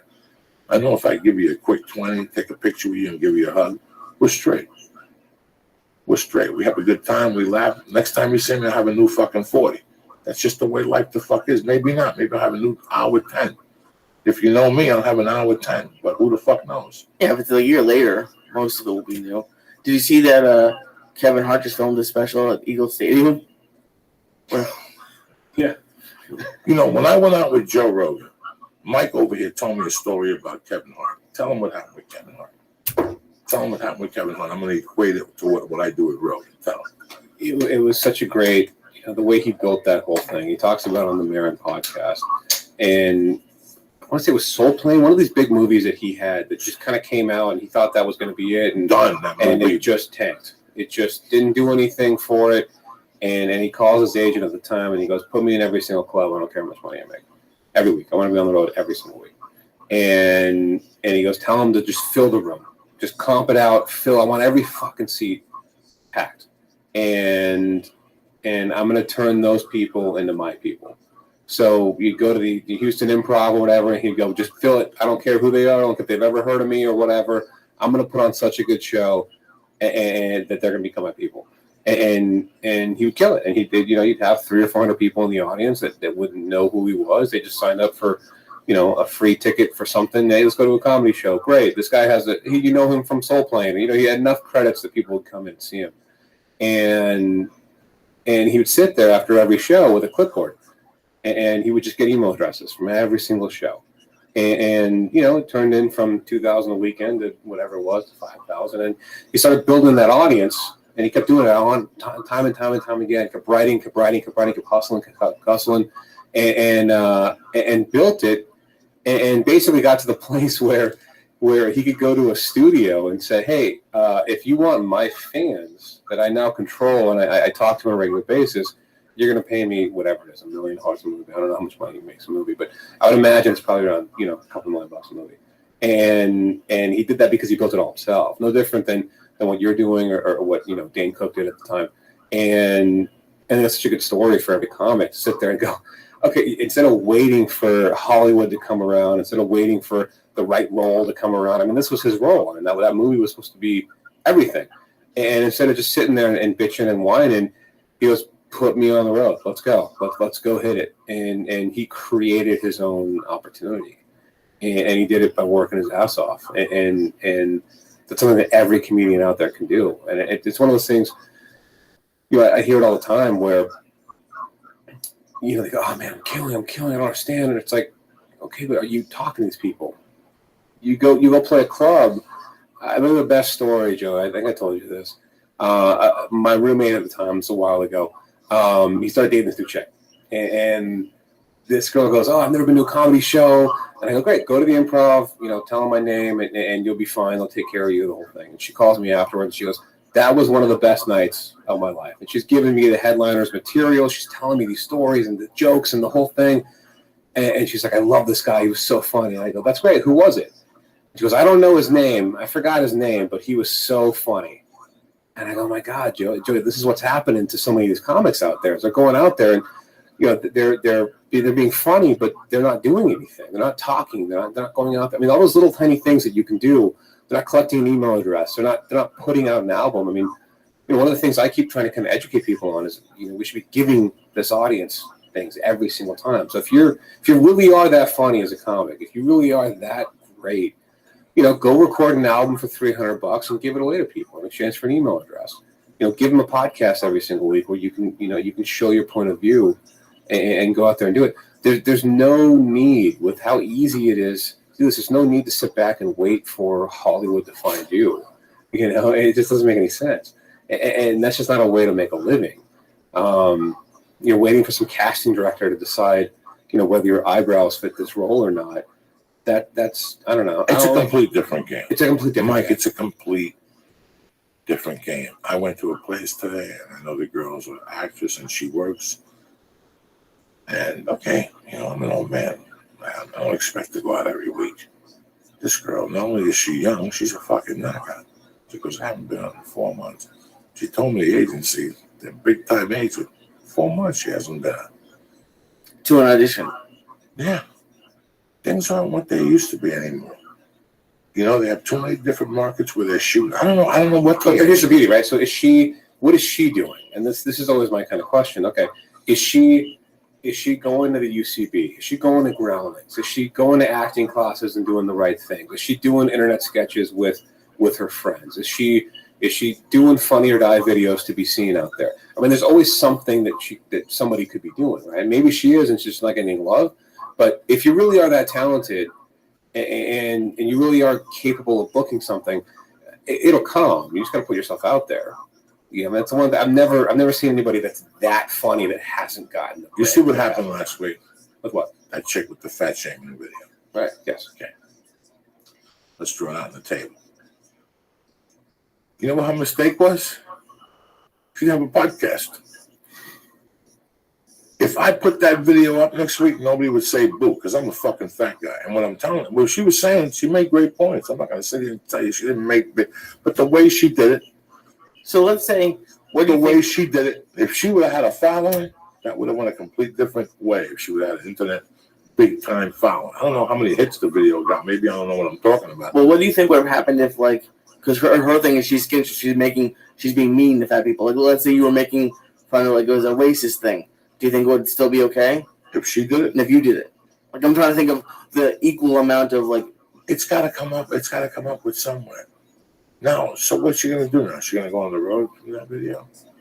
You think somebody called? Do you think fucking... No, I don't think she called her and said, we're taking it on the fucking road.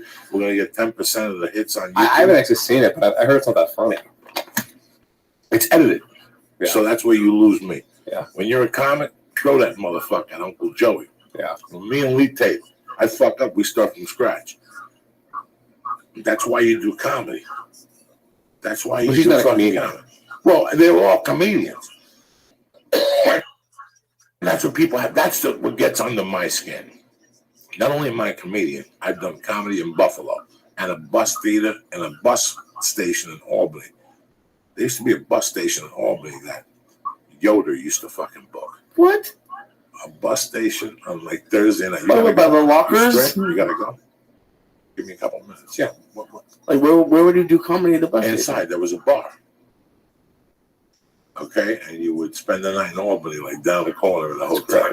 Fucking craziness. And then you went to Buffalo. And then the guy that used to bug Buffalo was Rob Leaderman at the time. And he had a bar. And at the time there was a bar in North Tonawanda that was it wasn't, maybe not, but I know that this Rob Leaderman's bar, the comedy place, was in North Tonawanda. And he would pack it in there, bro. He would pack it in there, Mike. I mean, Thursday, Friday, Saturday, with nobody. Yoda people, 800 a week, pack them in, 20 at the door, eat pizza.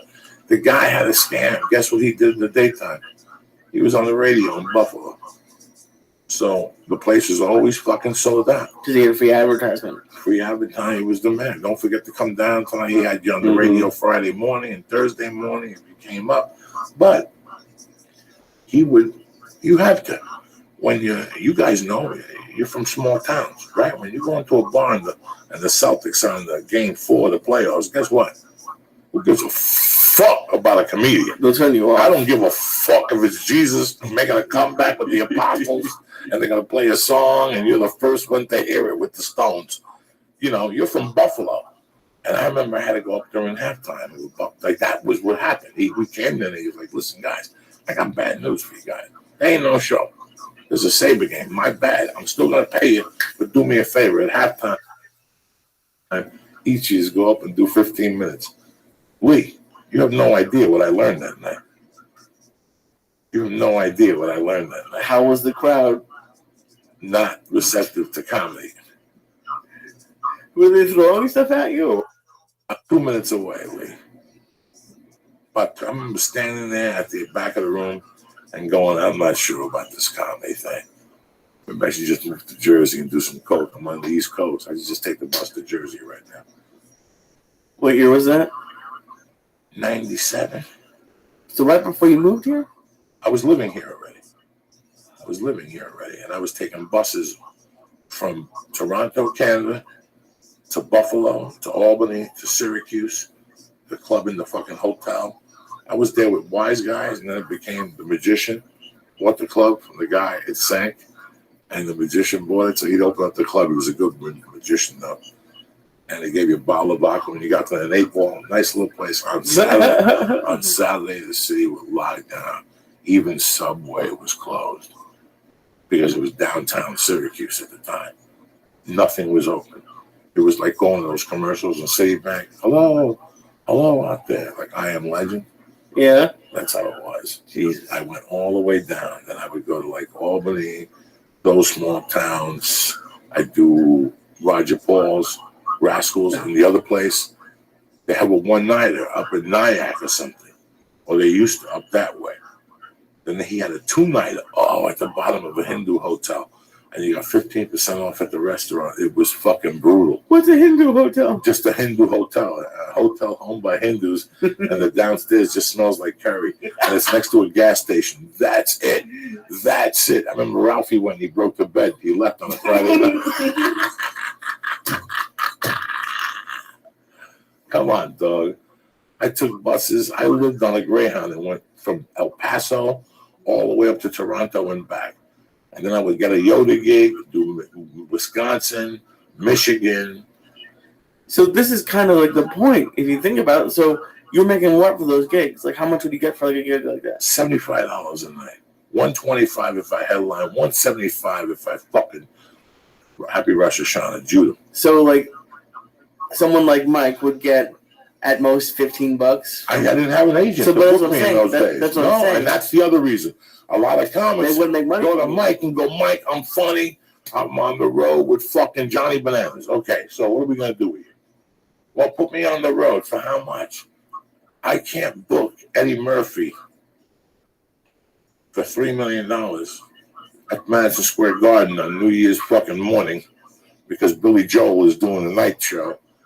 And then Paul the Funny Bone to book Joey Diaz for a $600 feature spot. That's $60. Yeah, but they could do it because I was one of those guys. I would beg Richie Super. Come on, Richie, get me in as a feature. $60. What are you going to do with $60? 4 weeks a month. $60. That's $240. And, what are you going to do with $240? Yeah, it's crazy. It's something that most comedians don't realize. And that's the bottom line at the end of the fucking day. Absolutely. That's the bottom line. That $1,500, if you don't know, typically like a comedy club will pay the lowest fee they'll typically go is like $1,500. 12, the Funny Bones, 5-6 years ago offered me. Way before I met my booking manager, I got a call one day for 12 for Wednesday through Sunday. Yeah. And this is a true story. And then I bumped into Billy Gardell in a diner in Burbank. And he was kind of bummed out. He said he had to cancel 2 gigs because they had just called him and cut his money. This is way before Mike and Molly. Yeah. And he goes, they cut his money. What the fuck is going on? And I go, listen, I'll do it for 12, but there's no Sunday in your world. And how much budget for a plane ticket? They said plane ticket is included in the 12. I was like, so for $900, I got to fly to your beautiful city and do Thursday, Friday, Saturday, Sunday. And I just quit. I said, I'm not doing that. And like 3 months later, Billy Gardell got Mike and Molly. Now he's opening up a fucking pizza. Yeah. Gardell Brothers or some shit. But that's the thing, right? That's the bottom line. That entry level spot is the most competitive spot in comedy, and that's what most comedians don't realize. And so many people that I talk to, they just go, "Oh, well, can you just make some phone calls and go in there?" And you go, "Dude, you understand that spot? There's so many comedians that want it. there's so many more comics out there that can kill for an hour that can make $1,500 to $2,000. That's the most competitive spot, and yet you make no money as an agent or a manager or whoever. And it actually takes more effort and more work to book that spot than it would to book the spot where $60,000.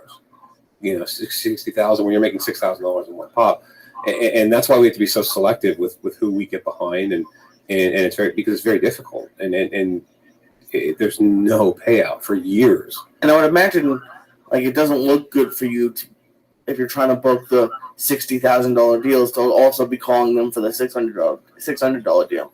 Like, you kind of have to. You know, it does if that person's great. You know, if that person is that good, where the club owner's going to go, holy crap, this guy's unreal. Yeah, that part does look good. But if you're in the business of trying to get people $1,500, $2,000 weekends, well, that's the majority of your business, you can't survive. No, because you need like 10 clients constantly out there to make any sort of living. Yeah. That's a lot of fucking work. It's a lot of work. That's a lot of fucking work. 10 guys, 1,500, 100. That's 600 a month from each guy, right? Yeah. 600 a fucking month. You got 10 guys. What's that? 6,000. 6,000. So I guess you could do 5 guys, maybe. By the way, it's also like impossible to get those spots. So you're basically asking a club to lose money because you think this guy's that great. But then again, you have Chris Rock. Yes. So now here's fucking Joe's Crab Shack in Bumfield, Mississippi, and you call him to talk to fucking Lee Sayat. Who's this Lee Sayat guy? Well, he's been on Conan O'Brien. He's been on the Sugar Show. He's been on Jimmy Fallon. Yeah, but I don't know who the fuck he is. Does he sell tickets? Listen, let me ask you something. Chris Rock is scheduled this run. I might have a week for you in December with Chris Rock.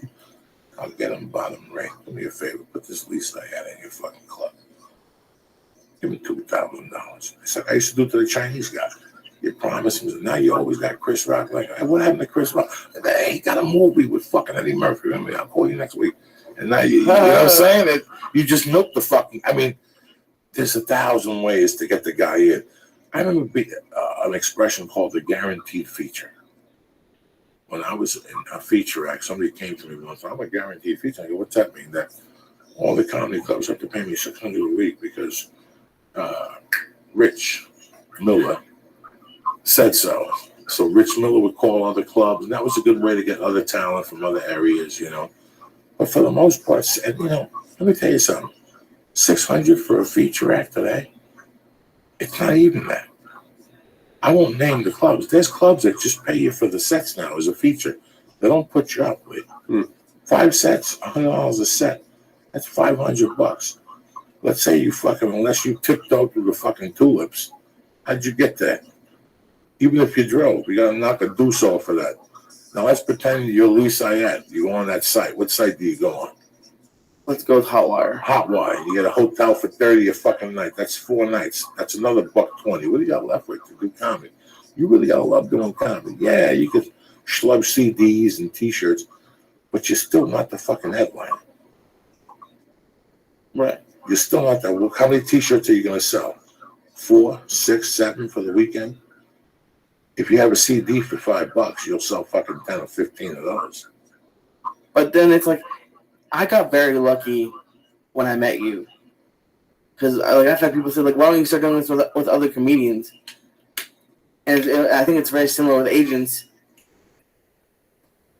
If they're at a point where they're making money and they're successful, they have that person. And that means you have to go with people who don't have a following yet and aren't making money.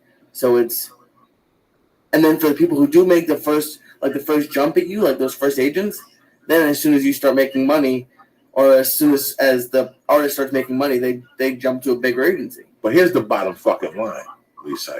Yes. And this is what a lot of comics do not realize, that Mike will push and he'll stand behind me 100%.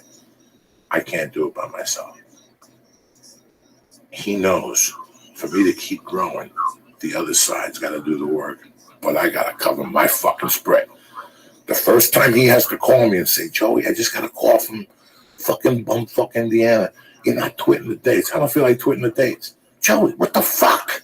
What the fuck? It's not your contract, but it's a gentleman thing. You want to sell tickets. You want to hit. You follow me? Right.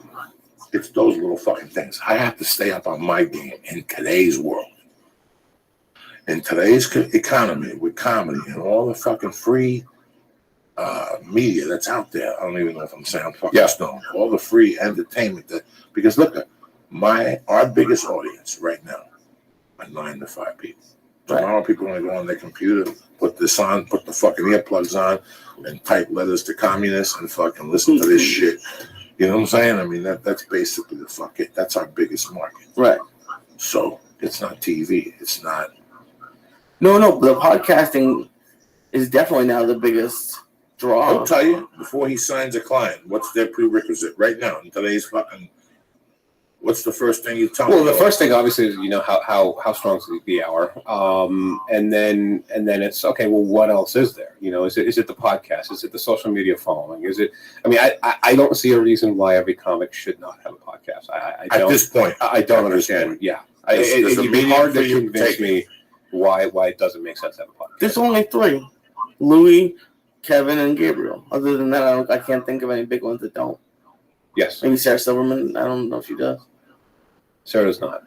But I think a lot of those guys don't have to. They came up at a time that it wasn't necessary. It wasn't necessary. Things work differently for people. And that's different paths. And everybody, listen, the most important thing about this game is the opportunity is there. It's what you do with it. Like I said, I got to open up for Joe. I got to meet a lot of people through fucking Joe. I took advantage of those numbers. When they wrote on Twitter, I wrote them back. I would go to Milwaukee with Joe. He'd sell out 2,000 seats. The next morning, guess who my phone call was to?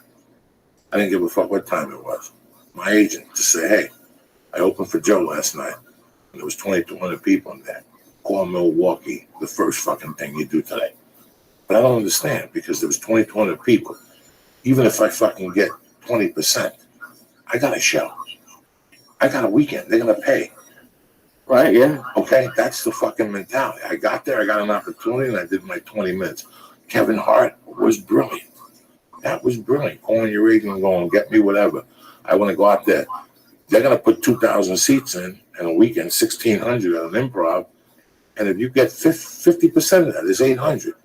Now you got something. Now, plus that 800, 4 more hundred are going to come. So now you got 1,200. Now you got a small theater or a great weekend at a fucking comedy club. Now, the next time you come, you get another 500 attached to that. Now you got 1,800 in 5 fucking years. That's the patience. And he probably didn't have to give away free tickets after the first year. No, he just told you the fucking story. After the first year. First time I saw Sheryl Crow, they were giving away tickets. Album dropped. The next time, I paid 20-something fucking dollars. Let me give some shout-outs. We get this guy out of here. He's got to get back on the phone and fucking hustle. Shit, it's fucking Rosh Hashanah. This is when you make calls. This is when real Jews are on the phone. Most Jews are at home eating salami right now, waiting for Gabriel to open the door. Don't they leave the door open for some fucking spirit? Real Jews are on the phone. Jehovah, not Gabriel. All right, whatever his fucking name is. Tim Hofer, Jason Brazil, Kevin Zoll, Matthew Oliveris, Gitch from Clifton, Richard Maynard, Andrew Nandial. You know I love you, cocksucker. Thank you for going for the doctor. Maddie's World, Steve Zoe, and DJ Door or something, whatever. DJ Ding. I don't know what the fuck your name is. I don't know what you do for a living. I'm not in the mood to get into it right now. All right, this weekend we're in Vegas, Saturday night shooting the special. Next weekend, New York City at Gotham. And the week after that, the Toledo fucking Funny Bone. Go on their website for infos and times. Don't be bothering me with those fucking questions. What, Lee? What's the problem? You don't want to eat this last star? No, I don't want to eat that. Right now, there's a kid in Africa crazy. with flies in the fucking corner, thirsty as fuck. And if I go over with the star and tell him, you're going to make him more thirsty. No, I wouldn't. I said, thirsty as fuck right now. There's a THC killer right now. Would you eat this right now? And I'll bring you a steak in an hour. He will eat this. And you're turning this down. This is what I got to deal with. Yeah, but you're not going to bring me a steak in an hour. You always say, what do you want to eat? Want a milkshake? We never go get milkshakes. Because you tell me that you're counting your points, and God forbid that the wife finds out we're eating milkshakes, and I got to get a fucking ear beaten. I don't need this aggravation in my life. I'm trying to put shit together here. You are doing a great job with what you do. You know, Thanks, man. I wish I wish I could be more helpful. I'm not sure. Are there any other questions you think that comedians could Well, get even benefit from? just from because Joey always tells me I'm going to be a manager. Yeah. And it's a hard thing to know. Like we were talking the other day. He said you're going to start like contacting people and start presenting yourself, but it's hard to know how to do that and like what level of comedian to go for, and then it's crazy how you were talking earlier how you don't get a lot of the credit, but it sounds like some managers and agents do guide careers, and it's like a lot to even think about, like, where would I even start. You and I, Mike, both know that there's bad agents, great managers, bad managers, but there are managers and agents that have done a great job and given great clients great advice over the fucking years. There's good and bad, and there's people who know more than others, know people in the game, you know. A couple years ago, a comedian wasn't doing too well, and he thought he'd fucking do some shit, and he started doing some shit with some tubes and a microphone, and all of a sudden they put him on iTunes. People started paying attention to him a little bit, and all of a sudden he went to this fucking big time manager he had, and he said, "Hey, I got this going on." And the manager goes, "Huh?" And he fired the manager, and the guy went on to be a big star. My point being that this manager wasn't in charge, wasn't in tune with the future. The future is upon us, and people are not prepared for us. These agencies are really not prepared. Yep. SAG doesn't know how to handle the commercials on YouTube. People don't know what's going on. Nobody really knows what's going on. Eventually, the hammer's going to fucking come down, and somebody is going to know what to go on. That's where you come in. You sat here across from me when we were getting 300 downloads on this thing with no sponsors. You sat there across from me when we shot a documentary. You sat there now. We're going to do a special. We've done videos together. This is what the involvement is. You could go to a comedian and go, "This is what I've done right now. This is what you." Let me get a water over there. You got me over here fucking like a swami. But that's another thing I've been thinking about, though, and that's another when I talk to people, ask me questions about podcasts. I think a big reason that we've had success together is because we've done all that, and because for the first 2 months we hung out, we didn't even do it. We just hung out. I don't know if that's possible if you want to have a group of clients. I think if you're looking at a comic and you're thinking of giving him the keys to the kingdom, showing him a way to become something, but there's also a bargain to that. He's got to keep writing. He's got to send emails. He's got to take pictures. He's got to send out fucking yarmulke. He's got to cover all his bases. Eventually, he'll find his knack, what avenues to work, and both of you work together. Right. It's not like you could change somebody's life right now, because they're going to want to call you in the morning and go, "So what video do I shoot today? What am I doing today?" And you got to go, "Well, you put up a video 2 weeks ago. Let that get 300 more hits. Then we'll get," you follow me? There's a lot of little things that people do not know, strategies. And right now, when you sign a client, when you go to Montreal and you see. Who would you say? That person who was here hanging out, yes, please, 1, 2, 3, 4, 5. Do you know them at all? No. No worries. But they like you. Good on you, dog. Let me just stand first. You sit down, all of a sudden, blah, blah, blah goes, and finally you go over there creeping like a savage, and you blah, blah, blah, blah, blah, and then you talk, but right on the spot. Yeah, no, I think they like you, though. You have to have a plan. I mean, I don't know of him, what and I'm your not plan trolling is. you. Listen, like no Dickie Wilkins. He's one of the head writers on Gotham. He's looking for a character like you. Well, we get together on Tuesday for lunch. As a matter of fact, if he's smart, the agent, he doesn't really want to sign. He sees something that nobody else sees. He heard that CBS is doing something with creepy people. This guy looks kind of creepy, this Joey Diaz guy. Let me see if we can get him to the cemetery show, whatever the fuck. This is before 6 Feet Under. You were at lunch with some fucking schluck. He says they're doing a show about creepy people on cemeteries. You signed this kid. I saw it done with somebody in this town. I saw a fucking guy go to Montreal, sign this black kid. Black kid was shy, if maybe This is 1998. If maybe the kid had 6 minutes of material. That's all he had.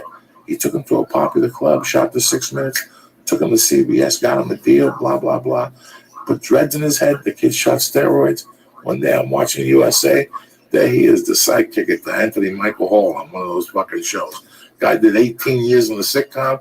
He's back in the Bahamas. He took the dreads off. He's back in fucking Chicago, counting fucking dollar bills. He had a plan. Right, but then He had a plan.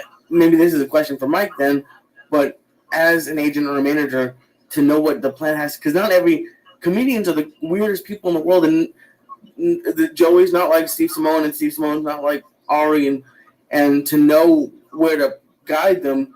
If I tried to go to another comedian and do what Joey and I have done, it might work, but it might not fit their personality just right, and it fails. Yes. So what I've been thinking about is that you really have to get with somebody and go out with them for 2 months and hang out with them and just know them. At the end of the day, what Mike's job is in today's society. In today's, it's to pour gasoline on a little fire.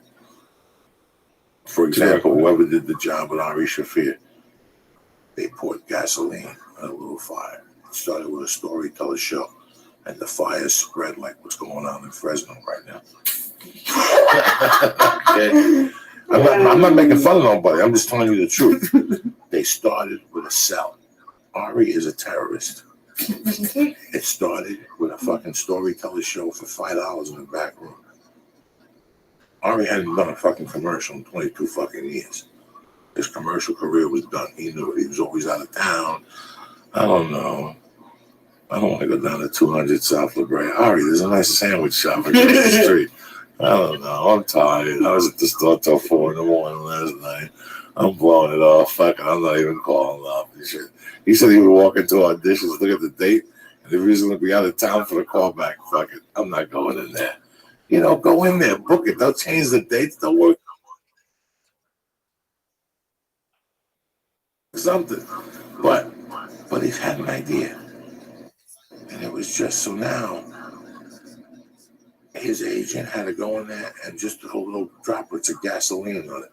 And then spread more. Keep spreading gasoline, and hopefully that fucking ignite will get over there. That was Ari Shaffir. We all saw it happen in front of our fucking eyes. We saw the show go from the fucking improv dungeon. They didn't even serve alcohol back there to Thursday nights at 11 o'clock on Comedy Central.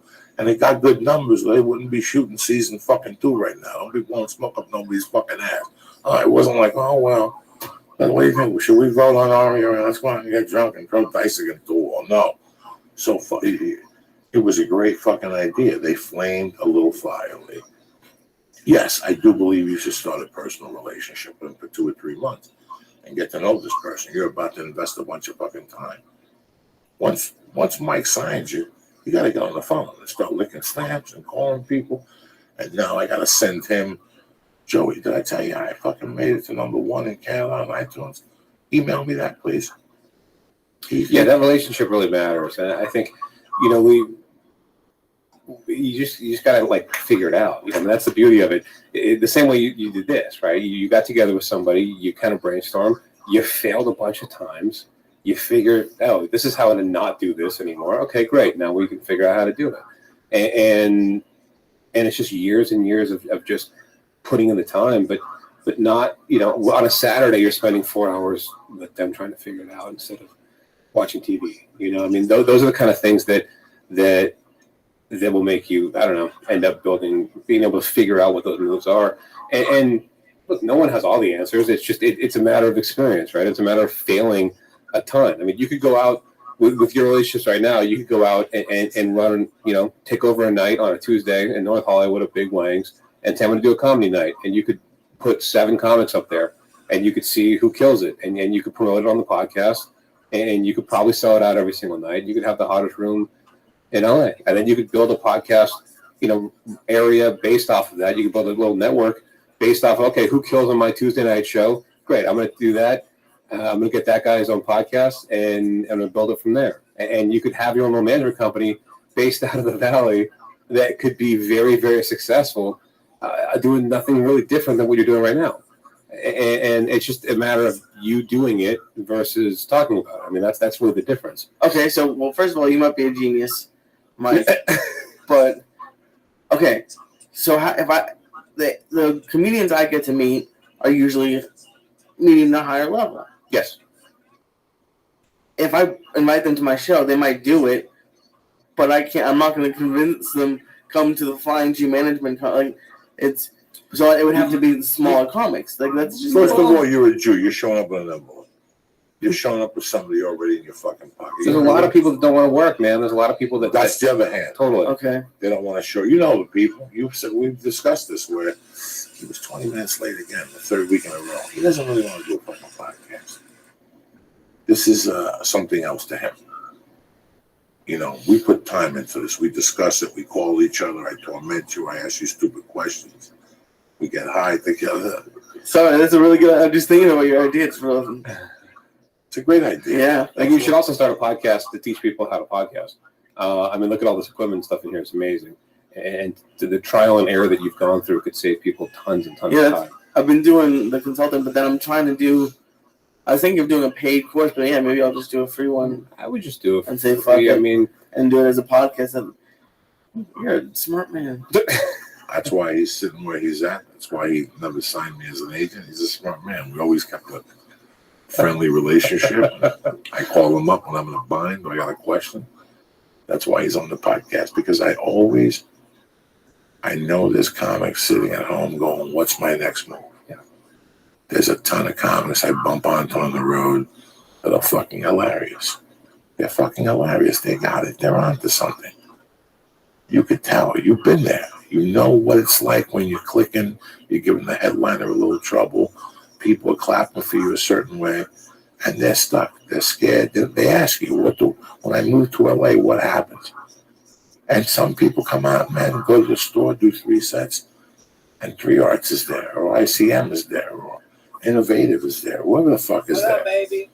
And there's other people who go to the fucking coloring book, and they bang it out from fucking day one. That's just all it really is. You know, and it's not giving up. But the funny thing is that everybody gets an agent and thinks their day is made. They don't think that's where the work starts. When I first signed with SBV, I would only bring them 8 headshots at a time. They would submit those 8 headshots every week. They would ask me, why do you fucking bring us headshots instead of bringing us a bunch? I'd say, because I'm not doing nothing with my day. And I want you to remember me every fucking week. Every week I'd walk into SBV, into the things. There was a box that said Joey Coco Diaz, and I put 8 headshots. Leave, and I come back every Monday. Second thing I did every fucking Monday. And from there I went to the coloring book and talked to them for 20 minutes about whatever the hot movie was or whatever. I didn't give a fuck. I didn't want them to ever forget me. And I hooked up with Pablo Francisco for a weekend. And he told me, you're doing it all wrong. You gotta take your agent to a strip club. What is this excellence? And then offer them some coke and get them all invested and fucked up. That's how you get them to work for you. And I'm like, I don't know about that one. I don't like fucking strip clubs. I gotta walk in there with a fucking guy. He could be a part-time fucking racist or rapist, whatever the fuck he is. A racist rapist. I swear to God. I had an agent, a theatrical agent, that I would sell a pound of weed to once a month. Because he was selling weed, but on the weekends, he would rent himself out and go to these little city towns and do talent pageants and then fuck the 18-year-olds and come back and show me the pictures. Fucking, this guy was an agent with the suit, the whole fucking thing. I mean, it was just, Lee, you okay? You're into Zomboville. Yeah, Let's do the fucking sponsors. We'll get the fuck out of here. September 14th, 2015. 2 more days. It's the 33rd anniversary when I robbed the jewelry store. I always light a candle that day. I was thinking about that. I knew it was so fucked up. You light a candle for the jewelry store? Sure, for everybody involved. You never know. You ever think of calling them up and apologize? No, just talking to them to be like the torture, like it's been 33 years. I still got some chains. Look at Lee cracking funnies and shit. Just send them pictures of it. Lee, look at Lee cracking funnies and shit tonight, ladies and gentlemen. I don't need this aggravation. Listen, you're thinking of quitting smoking, wherever you're allowed to hang out. You can't smoke. You can smoke an e-cig. Stop the fucking horizon right now. Hit e-cigs. What's the matter, Lee? Go ahead. Hitty cigs are the best e-cigarette out there in the market right now. 1,200 guaranteed motherfucking puffs. You're not going to get that for fucking what you got at these little stores and shit like this. And it tastes tremendous. If you're thinking of quitting, they got them in 24, 16, and 8 milligrams. And the cigar is just a fucking cigar. The beauty about this thing is I've had this for like fucking 2 months. Are you kidding me or what? It's like smoking a motherfucking cohiba and blowing smoke in their face and shit. Anyway, go to Hitty Sig right now. They got a special deal.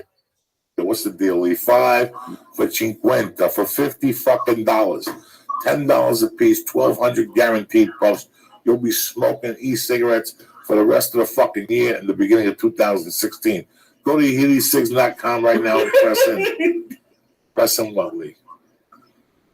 Lee, press in Joey's Church and get 5 for 50 beans, all right? Number 2, you know who I love, On It. Staying on it. Again, Shroom Tech today. Lee didn't want to take his. I took mine. And I fucking did kettlebells and everything. I asked you if you wanted some Shroom Tech. You told me no, you were scared. Your little fat heart was beating. The ghee was making you hot and shit. Almost died. He almost died. Anyway, go down because you didn't take the Shroom Tech. Anyway, go to onit.com right now and look at the great selection of products they have from Alpha Brain, the complete earth-grown nootropic, to the tea razor, the testosterone powder, to the MCT oil. MCT oil. I'm sorry, I'm a little loss of words tonight. But listen, do me a favor. Stop fucking around, and I'll stop fucking around. Go to onit.com right now. Go look at the great selection of products they have. Read up. I guarantee it's going to blow your mind. My favorite is the hemp protein, the cocoa, fucking tremendous, 16 grams a scoop. 2 scoops, 32 grams. It's what the body assimilates. Forget about it. You throw a fucking banana in there, some coconut milk. Who's better than you? Stop it. Go to onit.com right now and check out all the great selection of products.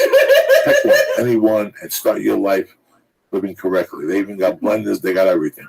I can only get you 10% off on the supplements. I can't do nothing for you on the weights and all the other stuff. So go to onit.com right now and press in. Church. Boom. There you go. And get 10% off your first order. Tell them Uncle Joey sent you. And also, my main motherfuckers, my cousins from Western New York, New Jersey, NailedItLife.com. If you smoke vapor pens, they got the premier vapor pen on the motherfucking market. Go to NailedItLife.com right now. They got a great selection. They also have the Gummies Hermanos available only in California. So don't break my balls, guys. They don't ship. They're not going to send them to you because you listen to the show. They don't give a Frenchman's fuck. Go to those Gummies Hermanos right now. NailedItLife.com for you. The Gummies Hermanos, or what else they got? The little chocolate, those Cata bars that are fucking delicious. I put 10 pounds on that weekend. I ate 2 of them. Delicious. Anyway, go to NailedItLife.com right now and press in. Joey Diaz. Boom! And get 20% off your vapor pen. Lifetime guarantee. Something fucks up, you call my man Peter. Boom, he gets it shipped to you overnight. No fucking around. Big shout out to On It. HittySigs.com. Nailed It Life. My main man Mike for coming out. Lee Sayat, you're a beautiful man. Thank you, buddy. Don't forget, this Saturday night I'm taping the special. I'll be there Friday too and Sunday if you don't want to hang out. If you want to come out, Lee will be there eating some Anarchy edibles, some Stars of Death. Next week I'm in NYC. And the week after that, I'm in Toledo, Ohio at the Funny Bone, all right? At the Steak and Shake, right? I won't be in. Listen, that's your fucking stuff. You're going to be at the Steak and Shake. I'm not going to go to You fucking always Steak go and to Steak Shake. and No, I don't Shake. go to I can't go no more. I got to watch my fucking I see you at the hot dog cart. Fuck, stop it. Why are you throwing me under the bus? You know, I walk past that thing like a victim walking past the police station. Anyway, I love you guys. Don't forget about me. Mike, thank you for stopping by. You know, we got to do it this way because that's the way things are. He's a good man. I want him just to come on and simplify things for people. Thanks, guys. That's it. Thanks. That's guys. it. That's it. That's all you got for Uncle Joey. Don't contact me and leave me alone. Yeah, I wish I'm not a comedian, obviously, but I think it's great. You know, the lack of what's the word? I think there's a million books on how to make it in the music business and how to write a script and how to do this. There's really no information for comedians, and it's a shame because so much time's wasted away from writing or performing, or spent on sending submissions to agencies and going out and getting headshots and doing all this stuff that doesn't matter. I went to a show the other day, and it was an awful show. And the last 10 minutes of the show, after his closer, he stands up there, and the guy goes, "Look, the only way I'm going to be able to get an agent or a manager is if I get a larger social media following. They tell me this. This is what people are telling me. Like Comedy Central, all these guys." And he does this whole 10-minute thing after his set. He stands on stage, doesn't walk off, doesn't do anything. There's this whole, plays the victim, and everyone, I need to do this. So if everybody can just pull up their phone right now and follow me on Twitter, it would really help me, move along. And Joey, it was just like, I wish somebody could talk to this guy and go, dude, you're wasting your time. Focus on what matters. Focus on being very, very funny, and then people will find you. Ari, speaking of Ari has an amazing speech that he gives to young comedians that's on YouTube. Google Ari Shaffir Comedy Store. He goes in the Comedy Store and just talks about it. And, the big things that he talks about, constantly write and just be in the scene. You got to be in LA or New York. You got to be just hanging out. Wednesday night's the big industry show at the Improv. Just be there. Be there every Wednesday, and people will recognize you and they'll see you and they'll become friends with them, and you'll get to know some agents, you'll get to know some managers, people get to know you, and things will happen. Things will change. So I hope that was helpful. Any other questions or anything that you have, let me know. I'm here. That's it, man. Lee's gonna start his management company next week. Think His about it. weekly show, Big Wangs, the hottest show in LA. Gentlemen, thank you so much. Thank you very much. Appreciate it. Some questions, brother. Of course. What song we ending with? Get it together. I don't know. Voodoo Child by Jimi Hendrix. What the fuck? You slipping, Lee. You should have known this. You didn't tell me till I now. told you 10 minutes ago there was Voodoo Child. You didn't hear what I was saying. What the fuck do you think I'm doing here? The good one from the album. Don't fuck around with lives and remakes. And last time you put on like a cover band, I almost fell off my chair. You blew my doors up. Where is it? Lee? I'm looking for the album What are version. you looking for? It's all live. It can't be all live. There's got to be something on there. You'll be a fucking, at least I put studio in there. I did that. Bam, there you go. What do you think? Oh, wait, no, this is live. God damn it. That's all right. Play it live. Lee. We'll be here waiting on you. Okay. Just find something, all right? Okay. Yeah, put this.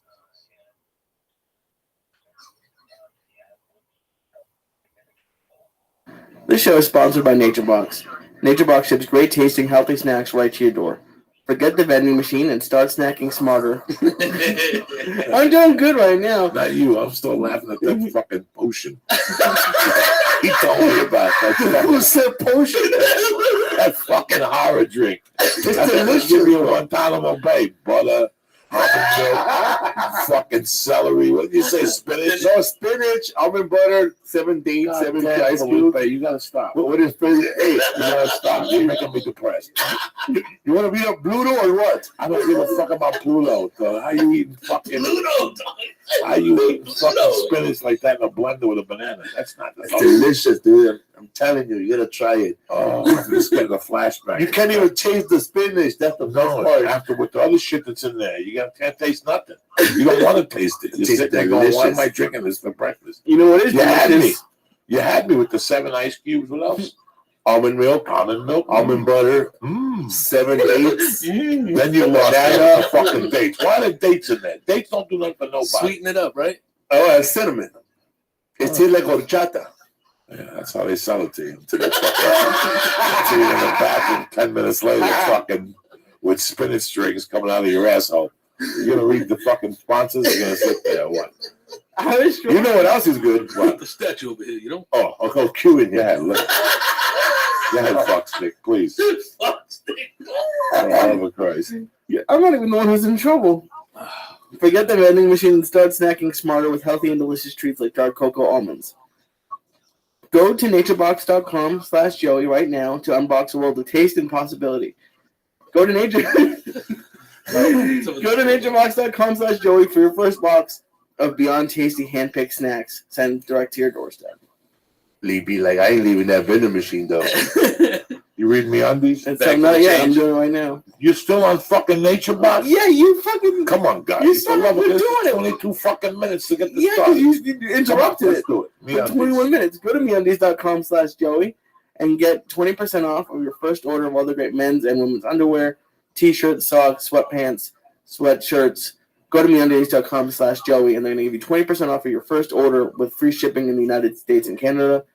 And go to Onnit.com and use code word church to get 10% off all of the great optimization products like Alpha Brain, Strongbow, New Mood, ShroomTech Immune, ShroomTech Sport, code word church to get 10% off.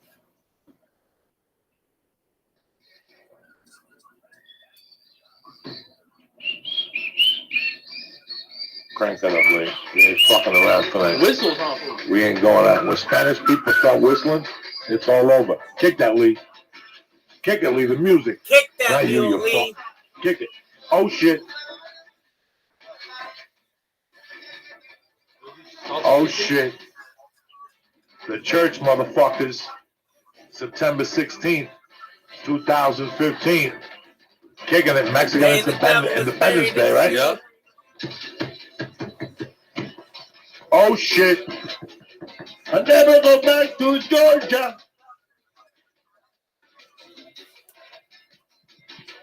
Fucking tremendous, these Puerto Ricans. Tremendous. Never go back to Joe Georgia. Cuba drop. But please keep fucking playing that little rhythm. Are you kidding me or what? Half these fucking mutts are probably going to sleep. Kick that motherfucker, Lee. Dan, dan, dan, dan. Are you fucking kidding me? Can you imagine having these Puerto Ricans next door to you? And they do rehearsal on Tuesday nights. They're frying bananas. You just sitting in your room like a fucking bomby talking to your mother. Her name is Louise. She's boring you to pieces. And all of a sudden these fucking spicks are next door listening to this shit. What are you going to do? You stab your mother and put her under the fucking couch like Jeffrey Dahmer. So fuck you. You bored me to pieces, you fucking bitch. I'm going next door with the spicks. I don't give a fuck. Yeah. Something good is coming out of that fucking doorknob. I'll be able to plate. Because when this shit was playing, this is 1960, late 60s, early 70s. People were still in Manhattan, the Irish, the Italian, the Jewish, they weren't fucking cool with these people. And all of a sudden they showed up with bongo drums and shit. They didn't know how to fucking act. What's going on, Felipe? What's up, fool? Chilling You're right here. Smiley tonight. Smiling, Shit. bro. Silent Bob is here, the original. Rodrigo Torres, Hell yeah. family member, attorney in the future. Just came back from Mexico. Hell What's yeah. going on with you, bro? Eating scorpions Did over you there. see cartels at all? They're where the place where I'm at was at is Zacatecas. That's in the middle, right next to Jalisco. And Chapo's people have been moving in there for like the last year, taking out the Zetas that were there before. They're actually bothering people, extorting people, and then moving their shit. But nah, they don't fuck with you. You don't fuck with them. That shit's all like if you know what I mean. If you ain't washing money, if you ain't in bed with them, you don't have nothing to worry about. What did you go back? What did you go for? Not bad. It was 7 days. I went to go. My cousin got married. Like, because Paula's mom won't go back unless it's to like. She'll never go back to Georgia. She'll never go back to Georgia. She won't go She back. never go back to Tijuana. Well, she'll go back to like visit her son briefly, but like she won't go anywhere else. She's scared. Of that, all that bullshit going on. Yeah. Like it's more hype than anything. But if you don't go back there, you are fucking susceptible to that head change and shit. Then her like Paula's aunt comes and she still lives in Mexico, and she said like down there like moms hope that their daughters marry drug dealers. Like it's the what makes the most money, and even though it's dangerous, like that's what she said. I don't know if that's true. Or Fuck not. being poor, dog. It's either if you're in politics there or that shit, or if you're like mad business people. And the biggest industrial places in Mexico is Mexico City, Monterrey, and fucking Guadalajara, You know, it's real interesting if the you border towns. bump into fucking people now and you get into a conversation. Within the first 8 minutes, Narcos comes up. It's all fucking Everybody's talking popular about it. right now. And it's weird that as I'm gonna watch it again. I'm gonna watch it all. Are you really? On That's Netflix? interesting. Yeah, you gotta watch it twice. I'm watching it right now. Yeah, you're watching it, and it's pretty Wait, interesting. episode, What it did. Everybody talks about Bruce Lee.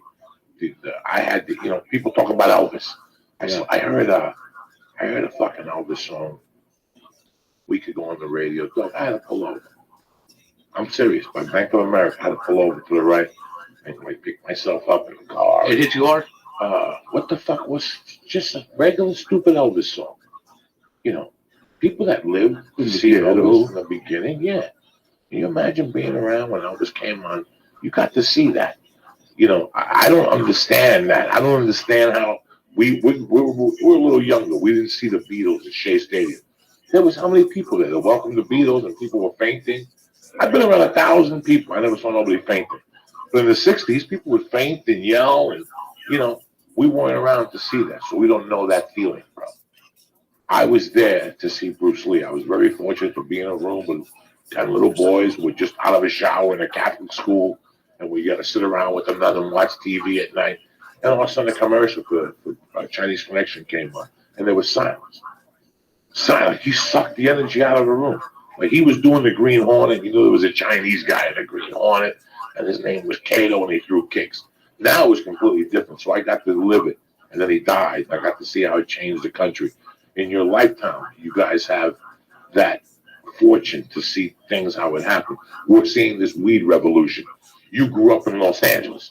20 years ago, they busted down in fucking wherever you're from. Pico Del Rey, wherever the fuck Pico you're Garden, Boyle Heights. Boyle Heights. One joint, you're done. You One understand joint, me? you'll be done. Right. So now you've seen it. You've seen the weed stores. To me, it was very foreign. I remember, and I tell people this all the time, bro. I was there with Felipe. We were 15, and we would take little hits of mescaline and giggle and smoke pot and hook up with the Gargiulo brothers on 76th Street. And then we'd crush the mescaline up and smoke it. And at the end of the night, you and I came home and you'd say, Coco, what'd you spend? $6. We split a 12-pack of nips. There were $4 something, $2 a piece, and it was $3 for the hit of mescaline. Everybody in this country was set on mescaline and a little reef and a little fucking beer. And all of a sudden, some kid called you into a room and said, come here for a second. You ever do this, bro? What is it? It's cocaine. What are you talking about? Do this, smell it. It's a powder, bro. It's amazing. You can fuck for hours. If you play basketball, you can slam dunk. In fact, when you jump off the basket, then all of a sudden, how much? $100. I got $100 fucking dollars. And all of a sudden, I saw the evolution. All of a sudden, I seen it hit. I seen black people running around Harlem with no shoes on, looking for crack. You know, then you saw the crack epidemic that you old enough to see and live through. So now you're seeing it from the back end. Oh, that's where it comes from. That's where it comes from. It started in fucking Chile, and the cockroach didn't die, and he made it to Colombia, and he sold the package to fucking Escobar, and Escobar figured out how to fucking move it across the border, not 1 kilo, 60 kilos, and then 120 kilos, and then, you know, next thing you know, what were they moving? 2,000? And you can't, when you see these statistics, you can't really believe this. Like, if you look at this, okay, so they were smuggling, a ton is 2,000 pounds. Right. So they were saying they were smuggling what a month into the United States? 2 metric tons. 2 metric tons. I used to get so coked up, and I'm making a confession to everybody here. During my addiction, the 30-year addiction, I went through different phases. I went through the mathematical Joey Diaz. There's a mathematical Joey Diaz that would get coked up and start figuring out if he had a kilo, and he cut it with 20 ounces, how much he would make, and how much if he distributed. I swear to God. Then I became the musical Joey Diaz, where I started taking out encyclopedias and looking at the history of music bands. And what if Earth, Wind & Fire got together with Casey and the Sunshine Band? You know what I'm saying? Like, who would be the bass player? What are you talking about? You have no fucking idea what I'm talking about, okay? That's the waste of time. And then I got into the what was the other Joey Diaz? There was like 6 different Joey Diaz. Oh, you have no idea. Whenever I did cocaine, it was another mind fuck. I wanted to be alone because I wanted to get a piece of paper and pen. And I'd become philosophical Joey Diaz and try to write like Ben Franklin quotes. Fucking terrible. But you go through all these dumb things with coke, you know, like you get the paranoia. When I first did coke, nobody got paranoid. Nobody. People did coke and giggle. What's up, dog? I love you. They tell you long stories and shit for hours. You got to sit there and make believe and shit. You know, and then all of a sudden people are like, hold on 1 second, you hear that? And all of a sudden people come over and fuck up your whole party because they hear voices. Yeah. Oh, let me look out the window. And all of a sudden you're like, let me look out there. You know, everybody's looking out the fucking window. Everybody's got to go. The neighbors seeing fucking doors going back and forth. People coming in and out. People coming in and out. But it's really interesting to see this narco show because it shows you their perspective of how they were attacking us with cocaine. Well, they said at the end they were making $65 million a day, like more than GM, like not 65 million more, but more than GM made. $65 million a day. Tax-free. A day. $60 million a day, guys. And who's the number one fucking exporter of that? We are. He doesn't sell that to a pharmacy. No. He didn't sell that to Rouse. at wholesale, or he didn't go to CVS. He sold that to fucking people who were going to move the. If you figure that out into what we were snorting in the beginning, you'd be how crazy we went. So here's the only question I had about the show. They fly it over to Miami, right? Yeah. Is It's the yearning for wanting more, guys. You know, John Singleton is shooting this pilot in FX about drugs in the 80s. Everybody's going to knock this out of the park, man. Everybody's going to hit this topic, how this whole epidemic started. Everybody's going to hit this topic. And the part I read was about a boxer who wasn't doing shit with his life. And he looked up one day and he saw a Spanish guy come in with gold and rings and, you know, taking hundreds from people and tapping his nose. And he said, fuck getting punched in the head, you know, for $25 a fight. I'm going to go sell fucking blow. And that's what happens. I've met 1,000 drug dealers in my life. I was involved with drugs for 30 years. I met guys that were confused men that were doing drugs to get chicks and to get their dick sucked and to play the mafia role or the gangster role out. And I met guys who were businessmen, who were brilliant. Brilliant. I had a white dude in Boulder. That dude was brilliant, bro. He was selling a ton of fucking blow, but he was also building a business empire in the daytime. That's how he was fueling the money. For the stereo, we had the body shop with the fucking GPS. He had the rims, the electric rims, so the snow would melt off your tires. This guy was badass. But if you call this guy at 3 a.m, he was right there, bush-eyed, wide-eyed, selling coke. And I admired the guy. I still owe him $1,500. out of respect. No, I've had drug dealers from every shape, form, and size. And I've learned something from each of them. I've noticed the ones like that are suckers. You know, for 15 years, I just preyed on drug dealers. And all I had to see was an opening. And once I saw that opening... Now continue this, but this is the point I was going to bring up. Go ahead, what's the point? How do you, as a drug dealer, how do you defend against what you made your living off of? Being a fucking professional. Staying on top of your game. Like anything else. Because I'm not the only barracuda on you. We think I'm the only barracuda on a drug dealer. There's 18 guys watching you, waiting to make a mistake. They used to sell drugs right across the street from my mom's house on 5th Street. And they were selling crack there all the time. And I would walk down the street to 4th Street to cut the cars off before they went to 5th Street. So I was stopping everybody, like everybody was driving on 5th Street to buy crack. But me and my friends, you know what, we would just stand on 4th Street and cut these cars off before they go to 5th Street. So, man, we started short-stopping everybody. That's a genius move. Yeah, and then after that, once everybody started going on 4th Street, we said, you know what, man, we're too fat to be chasing after these cars. Well, we started selling drugs at 3 a.m. So what we did was we had regular 5 pieces of crack, and then at 3 a.m, we split them in half. So we doubled our money. So I would sell crack, bro. Like you think about how desperate these crackheads will come at 3 a.m. Can I get a 20? And I would give them like a $5 piece of crack for 20. Because they'll take it. And, you know, those were the prices. And I was a little crazy little hustler. But sometimes, you know, my brother is bad because my brother Angel, that fool used to fuck up the game, man. He was selling almonds, bro. Yeah, that's fucking crazy. That's when you'll get He was killed. selling almonds with orange gel.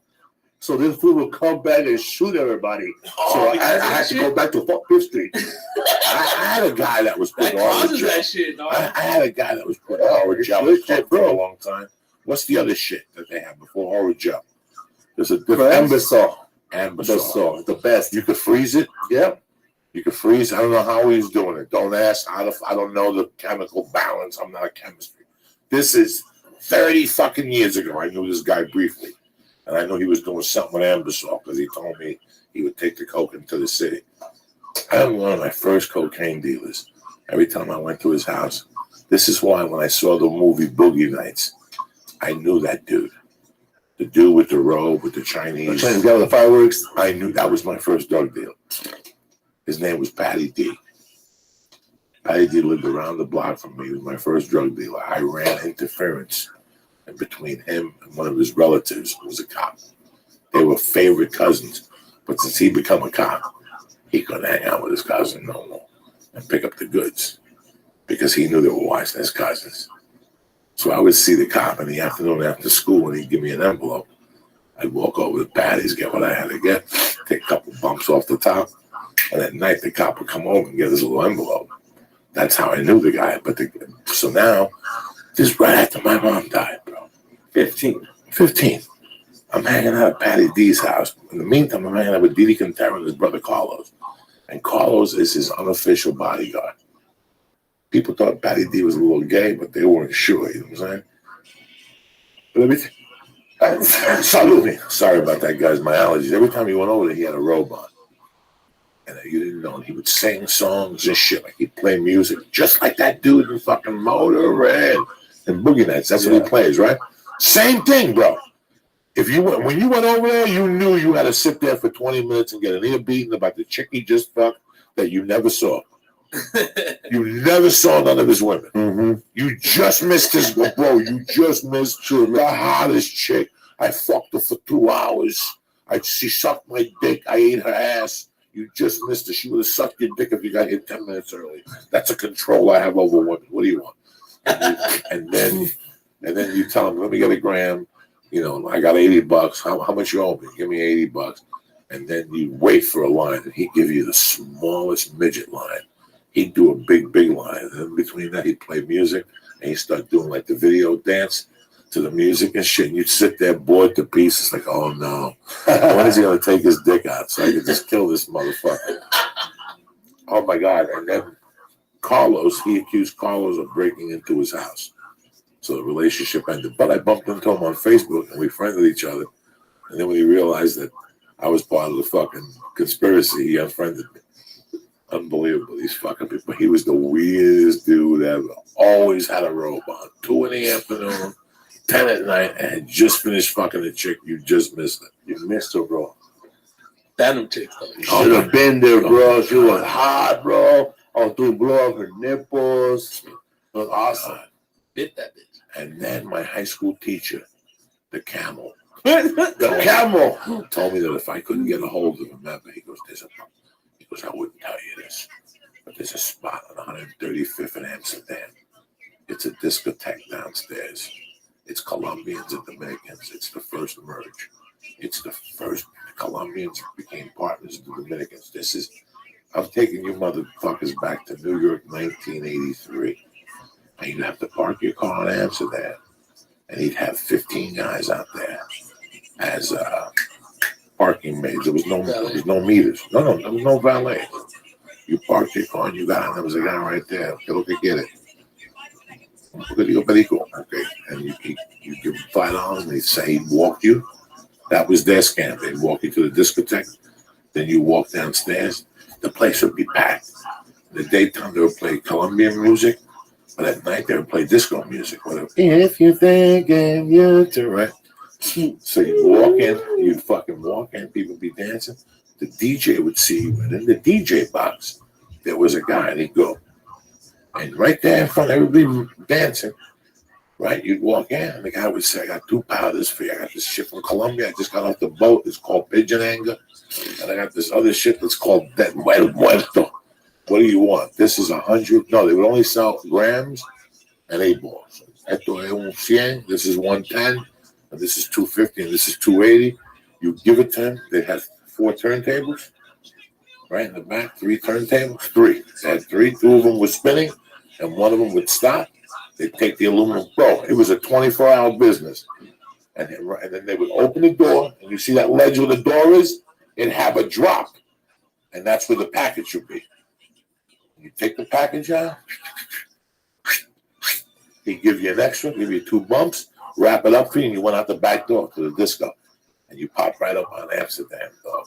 And I remember one day going, and the Colombian came out, and he goes, there's a dead dude there, but we got a different way to walk into the building. They had the yellow tape around them. They had the guy with the blanket, blood dripping. And when we pulled up, the dude took the fin from us and took us around the thing. They still were selling coke with the cops in front, the investigation of the murder. One time I walked in on them and they were having a chicken thing with the chickens fighting and shit. Tremendous. This was real dog. This was real shit. Studio 55. Yeah, I forget the name of the place. This was a long fucking Calle Ocho. It's weird the drug dealers I could write a book about my fucking drug dealers. That's not a bad idea. And every one of them, the ones I found fucking interesting as shit. My drug dealers always been little small, little Mexican ladies. How old? Like old? Dude, like I used to buy drugs in Elysian Valley. I used to live in Elysian Valley in Frogtown where Milo Rivera grew up. So I used to go to that river, and there used to be an old lady, bro. She used to hang up on the river. This old lady, bro, like she must have been like 60 years old. She looked like she was wearing one of those work dresses, like those little aprons that moms wear over. And she'll just hang out with a bunch of like shopping bags full of groceries. They were just fake groceries. And she'll have a little weed container, like those green little bottles, full of crack. I mean, full of the most flattest crack. It looked like peanut brittle, okay? Wait, is that good? I don't know, man. I just smoke anything that's crack. I don't know the difference. This is back in the day. This is 2003. Felipe looking good. 2003, bro. That was back in the day when I was river dancing in the rivers of Frogtown. So this lady was asking me, bro, she'll have a beeper number, and I would call her, and then she'll meet me, and I'll tell her, por favor. And then she couldn't cross over the river because she's paying taxes to the gang across the river. So if she goes to cross the river, she has to pay taxes to this gang. So I would meet her halfway through the river. So I would give her $60, and she'll give me like a bunch of flattest crack. And then one time she wasn't there, man, and I had to walk all the way inside. He goes, "Ahí va a estar mi amigo el cubano." This old Cuban dude, bro, that's probably been a drug dealer and a pimp and a drug addict in that little area since there used to be a Cuban neighborhood all of Atwater back in the days. And he was inside the Alley River, inside a tent. He had his own little tent set up inside the bushes, and he just took his hand out, and I gave him $40, and he gave me $40 worth of crack. Crazy though. Just a tent in the bushes. A tent, bro. And it was like, that was so bad. And then after she would have to leave at 10 o'clock. I knew her hours, bro. Like I knew that she got to the neighborhood at 11 in the morning. So sometimes I would drive with my Volvo and be waiting like a mouse, bro. Waiting like a fiend, bro. Every time a bus shows up, I get excited. I start dancing like Samuel Jackson. She took the bus to drug dealing? Bro, I'm telling you, bro, if you want to survive a drug dealer, like Joe Diaz said, you don't flash your money. You show up, man. She shows up like an old lady about to clean somebody's house. And I would give her something. I would bring her Doritos, and she'll give her an extra little chip. A chip for a chip. Over time, we're bad, bro. But man, and then when she would leave at 10, I would have to go to Drew Street. And this was before I didn't know that this was a crazy gang, you know. I saw them in Gangland.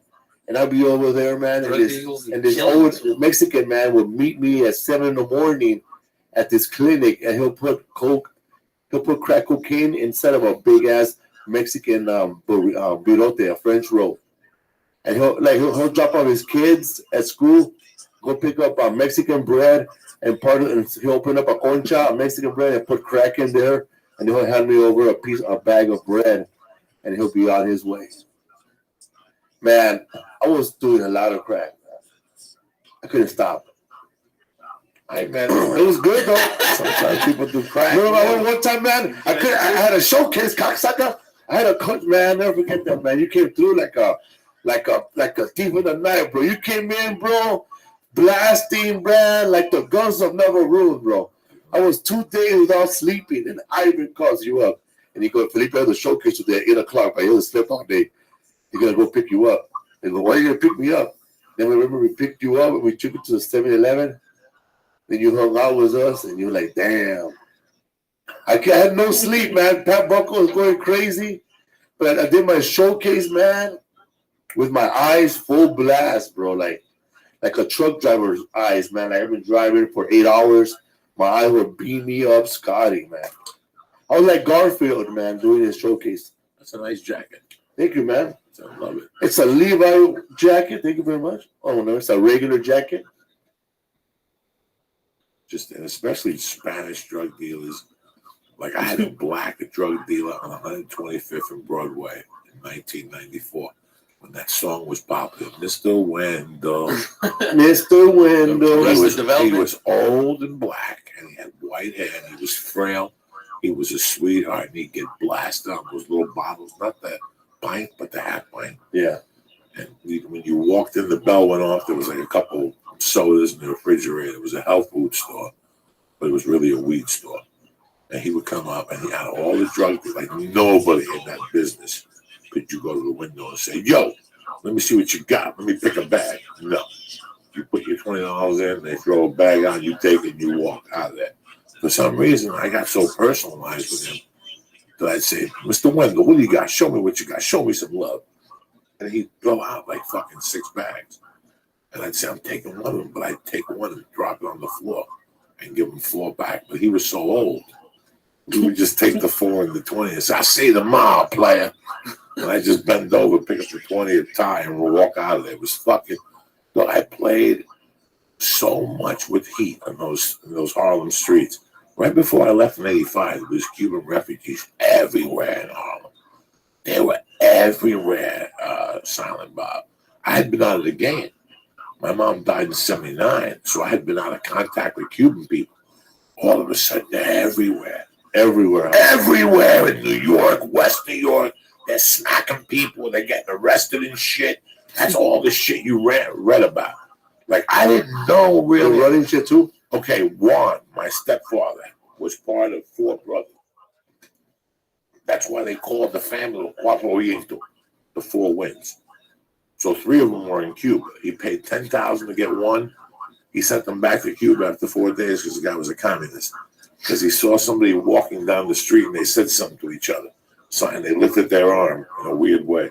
He called them comandante or one of those words. My stepfather shipped them back. But then 2 of his nephews came. 4 nephews came in 1980.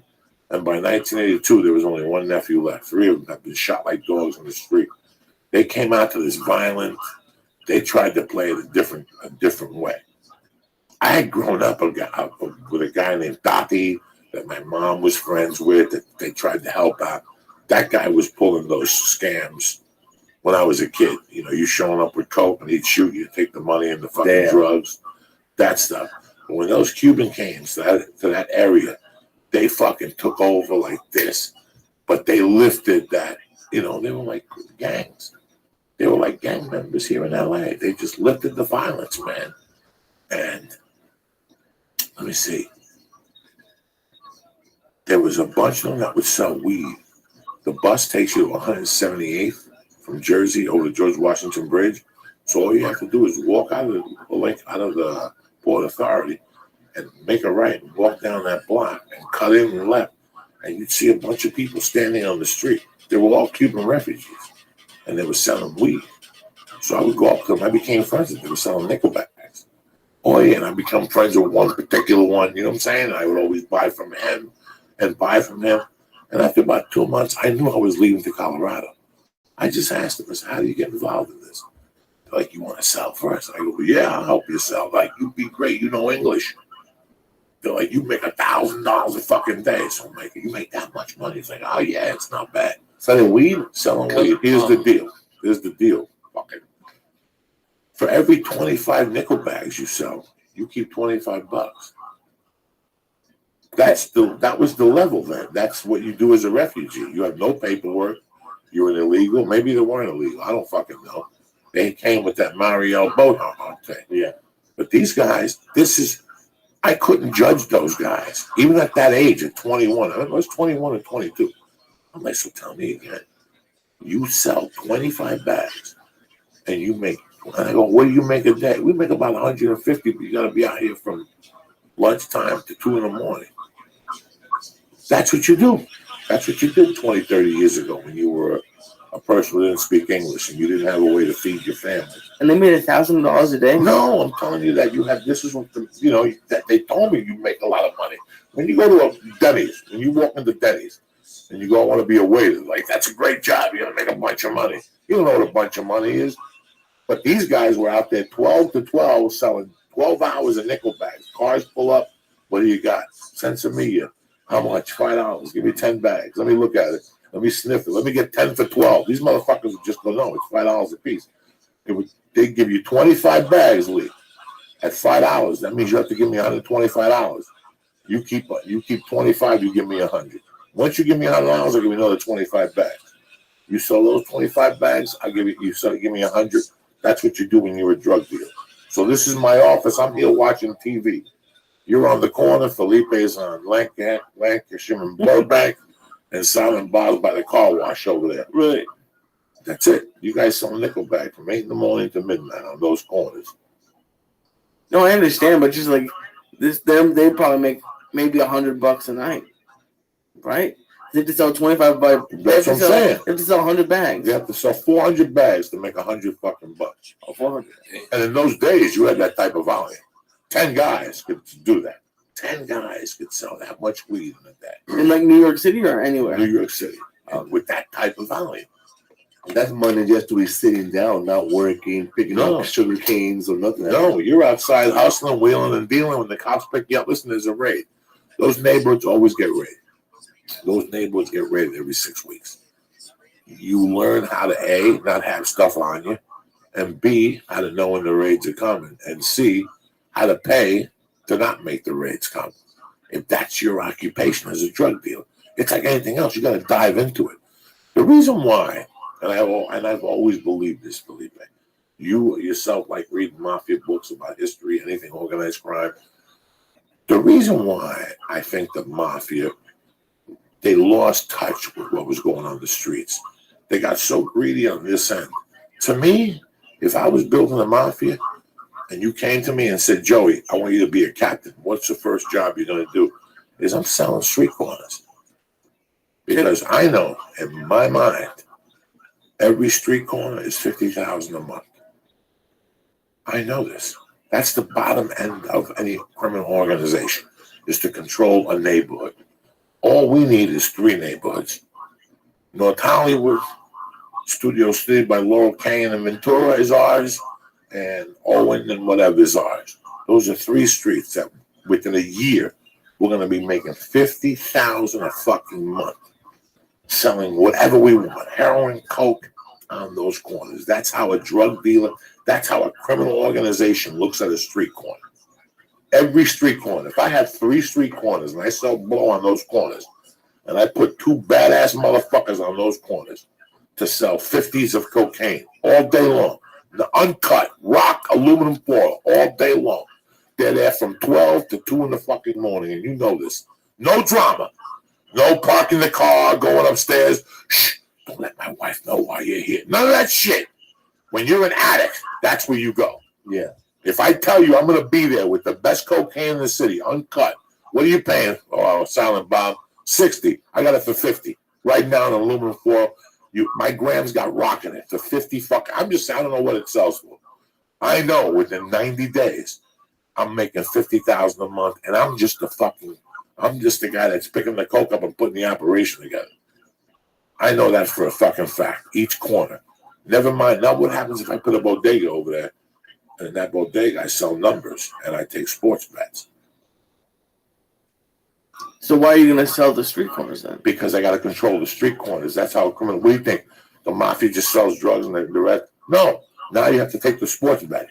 No, that's another fucking. No, that's another fucking corner you have. That's how you control the corner with that grocery store in the You fucking gotta sell middle. phone cars too. You got to sell phone. What do you sell? Whatever. No. You keep that place clean. You just do sports gambling there. If they want to come in for sports gambling, let them come in for sports gambling. You have an office somewhere else.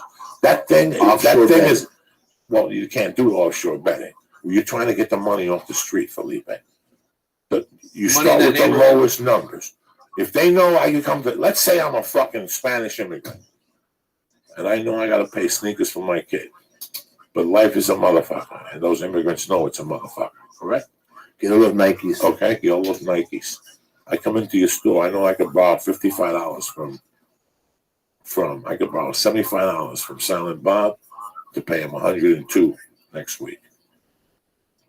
So loan sharking, that just becomes loan sharking. $102,000 he had to pay next week. Let's say $75. He gives me $100 next week. What if he doesn't have 100? I break his fucking neck. He can't. His wife and him can't shop at my fucking bodega. I gotta make sure, man. No, it's just simplicity. I'm just making a point, Felipe. This is how you take over a fucking neighborhood. This is how what the mafia and all these other people have forgotten. That they have forgotten this society. When I was growing up, there was neighborhoods. You could do anything in that neighborhood. You could buy a fucking bazooka, and I could come to you. What's up, dog? What's up? What are you looking for? I'm looking for a gram of fucking blood. Who sent you down here? Felipe, bro. Felipe from where? What Felipe, fool? Felipe. Boyle Heights. Boyle Heights. Oh, shit. You know Felipe, him and his cousin, right? He at his house. No shit. Come on, dog. Park your car. In that neighborhood, you can buy anything. You can buy anything. You know what? What do you want? I want a fucking ounce of blow. It's going to take an hour, dog. I got to call my brother Butchie. You got to go around the corner to the Columbia. Go to that bodega and wait there. What do you think you do in that bodega? You put a bed in, you buy a fuck. That's what I'm saying. I'm just saying. I don't know what the VIGs are, but that's what the mafia lost. That neighborhood money. And that neighborhood money is $1 million a year. It's the smallest percentage of, but you can make the more money because there's no money. It's like a car dealership. If you have credit, you come in, I can get you a credit rate, the whole thing. But if you got bad credit, I can have a good time with you, dog. I can make you buy that insurance. They forgot about Joey Saza. You can forget Joey Saza. From Godfather 3, they forgot about his work. So do you understand what I'm trying to say to you? These people are immigrants. You take advantage of these people in many ways. And I'm not just saying immigrants. This could be any neighborhood, a black neighborhood. I saw it in Paul. I saw where Paul used to live. They had a corner. Every time I went, there were like 3 or 4 guys there. And at night, they would sell, it's funny, it's bodega. At night, they would sell papooses right there. You know. Those are spots. Those are fucking spots. That's what that's called. But it's amazing how once the mob lost that, listen, the cops will come 22 times and they'll break you up out of the neighborhood. Come on, guys, you got to break it up. What are you guys doing here? We're reading the paper, talking about sports. You guys like hanging out in front of a shoe store? Yeah, that's what we do. Eventually, one day, one cop's going to go, guys, what the fuck? And you're going to go, dog, what's it going to cost to get you off my back on this corner? And you know what? If I'm making fucking 30,000 a fucking week slinging fucking grams, I'm going to give you 500, 600. Bro, that's what we lost in America. You know, I always say that. When I was a kid, I knew guys that weren't losers. They were just out of work. They were college students. They would sell Quaaludes. You bought fucking 100 Quaaludes for $200. You sold them for $4. You make $200 on a Thursday. You just waited till everybody got paid. Everybody wanted a party. There's ways to sell drugs. There's ways to be an animal. Both ways. I'm not saying that they're good, but I know that people get into binds in their fucking life. And sometimes you got to do what you got to do. You think those fools got too corporate, the mafia? They keep their ear to the They went street for bigger money and they left little pennies. And for years they made money on the little pennies. All of a sudden they got a house in Jersey. We don't need those pennies no more. I'm doing this. Well, you know what? Somebody else is going to take those pennies, and that's how they built power. Those pennies. So now you have street gangs. The kids are 16, 17, and making money because they're slinging. That money was yours. Then you just let it go. If I had to guess, it must be harder to leave once you get in, just because you see how much money you make. Drugs is such a fucking huge part of our society. What do they call it? Pop culture? Oh, yeah. Drugs are pop culture. Drugs are pop culture. Every year there's a new fashion drug. Every year people OD. Somebody's got to be pushing these fucking. Somebody got some mushrooms too. Somebody's got to be pushing these fucking drugs. You know, it's what's up, Lee? Whatever you need. It's just interesting. I had never thought about that before. That like there is always like when you watch Narcos the first right time. now. Yeah, when you watch Narcos the first time, you were like, "What the fuck is? How did he make $65 million a fucking day?" Jesus. When I was a kid, that kid in Aspen that blew himself up in the Jeep. They put a bomb in his Jeep. He went to every day. He gives somebody $5. Go start my car. The one night he goes to the Aspen Club. He's lifting weights by himself. There's nobody there. He goes and starts the car. Poof! A grenade under the seat. He had 31 days to what's the book? American Sniper. American whatever. He says he killed the guy. The guy's name was Steve Graybo from Aspen, Colorado. The guy was making $6 million every 6 weeks. Didn't even do coke. Didn't even see the coke. Didn't cut it. No. All he was in charge of was the coke going from Miami to Colorado to Hawaii and to Minneapolis. He had 2 neighborhoods he controlled, Hawaii and Minneapolis. See, that's what I was talking about earlier, though.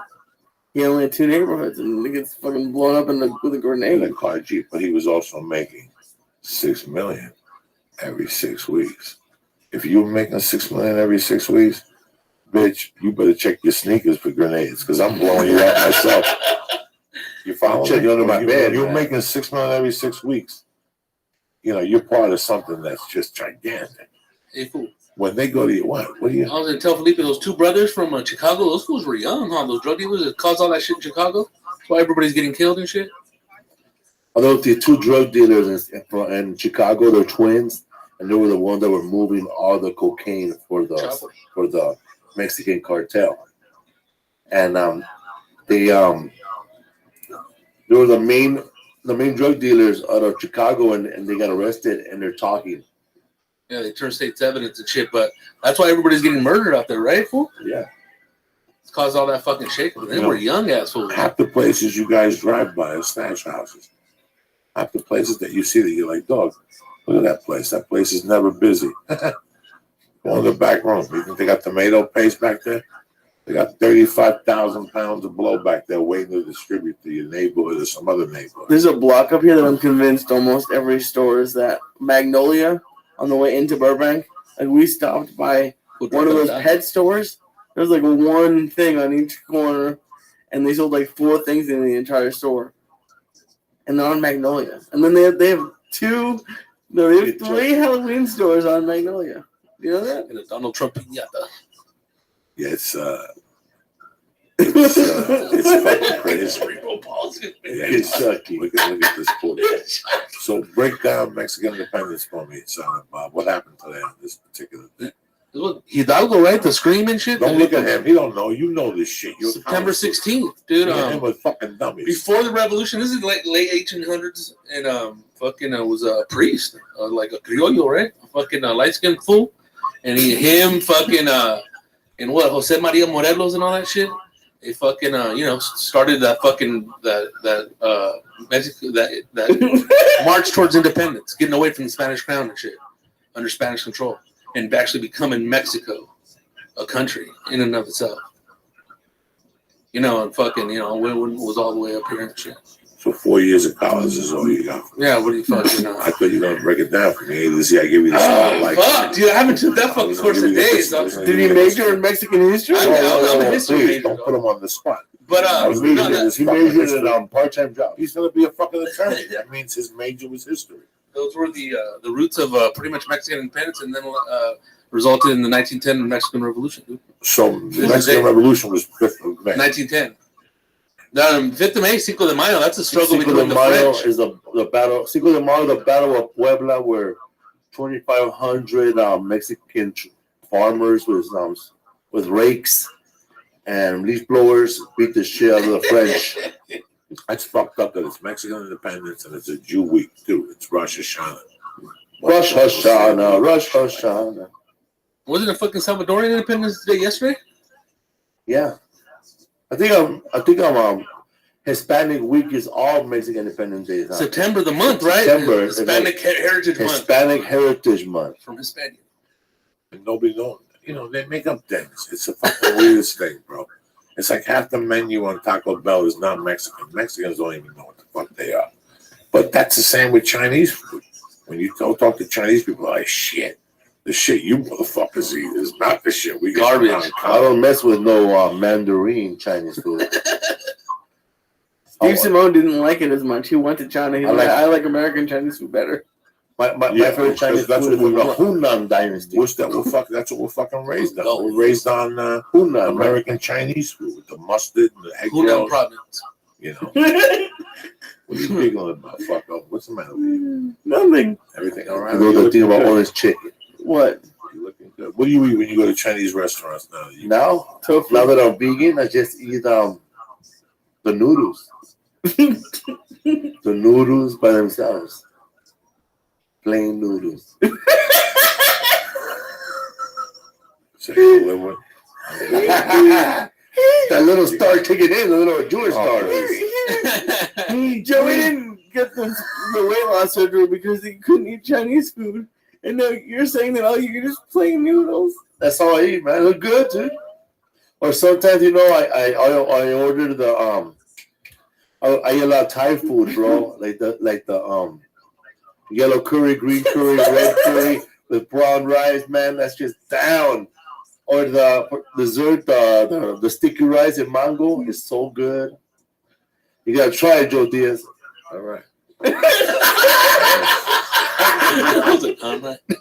Yeah, I'll be down there tomorrow. Hell yeah, man! I'll make you some vegan pork tortas. You know, there's an elephant in the room. It's weird because we have to talk about this, especially if we're doing this podcast. Something really weird happened today. I woke up to some wild shit. You know, Willie Barcena. sometimes you wake up in the morning expecting to have a weird day. You read something, you're like, what? You know, the big news today was about Steve Renazizi. You know, Yeah, man. and I learned how to spell his name correctly today. what the fuck happens when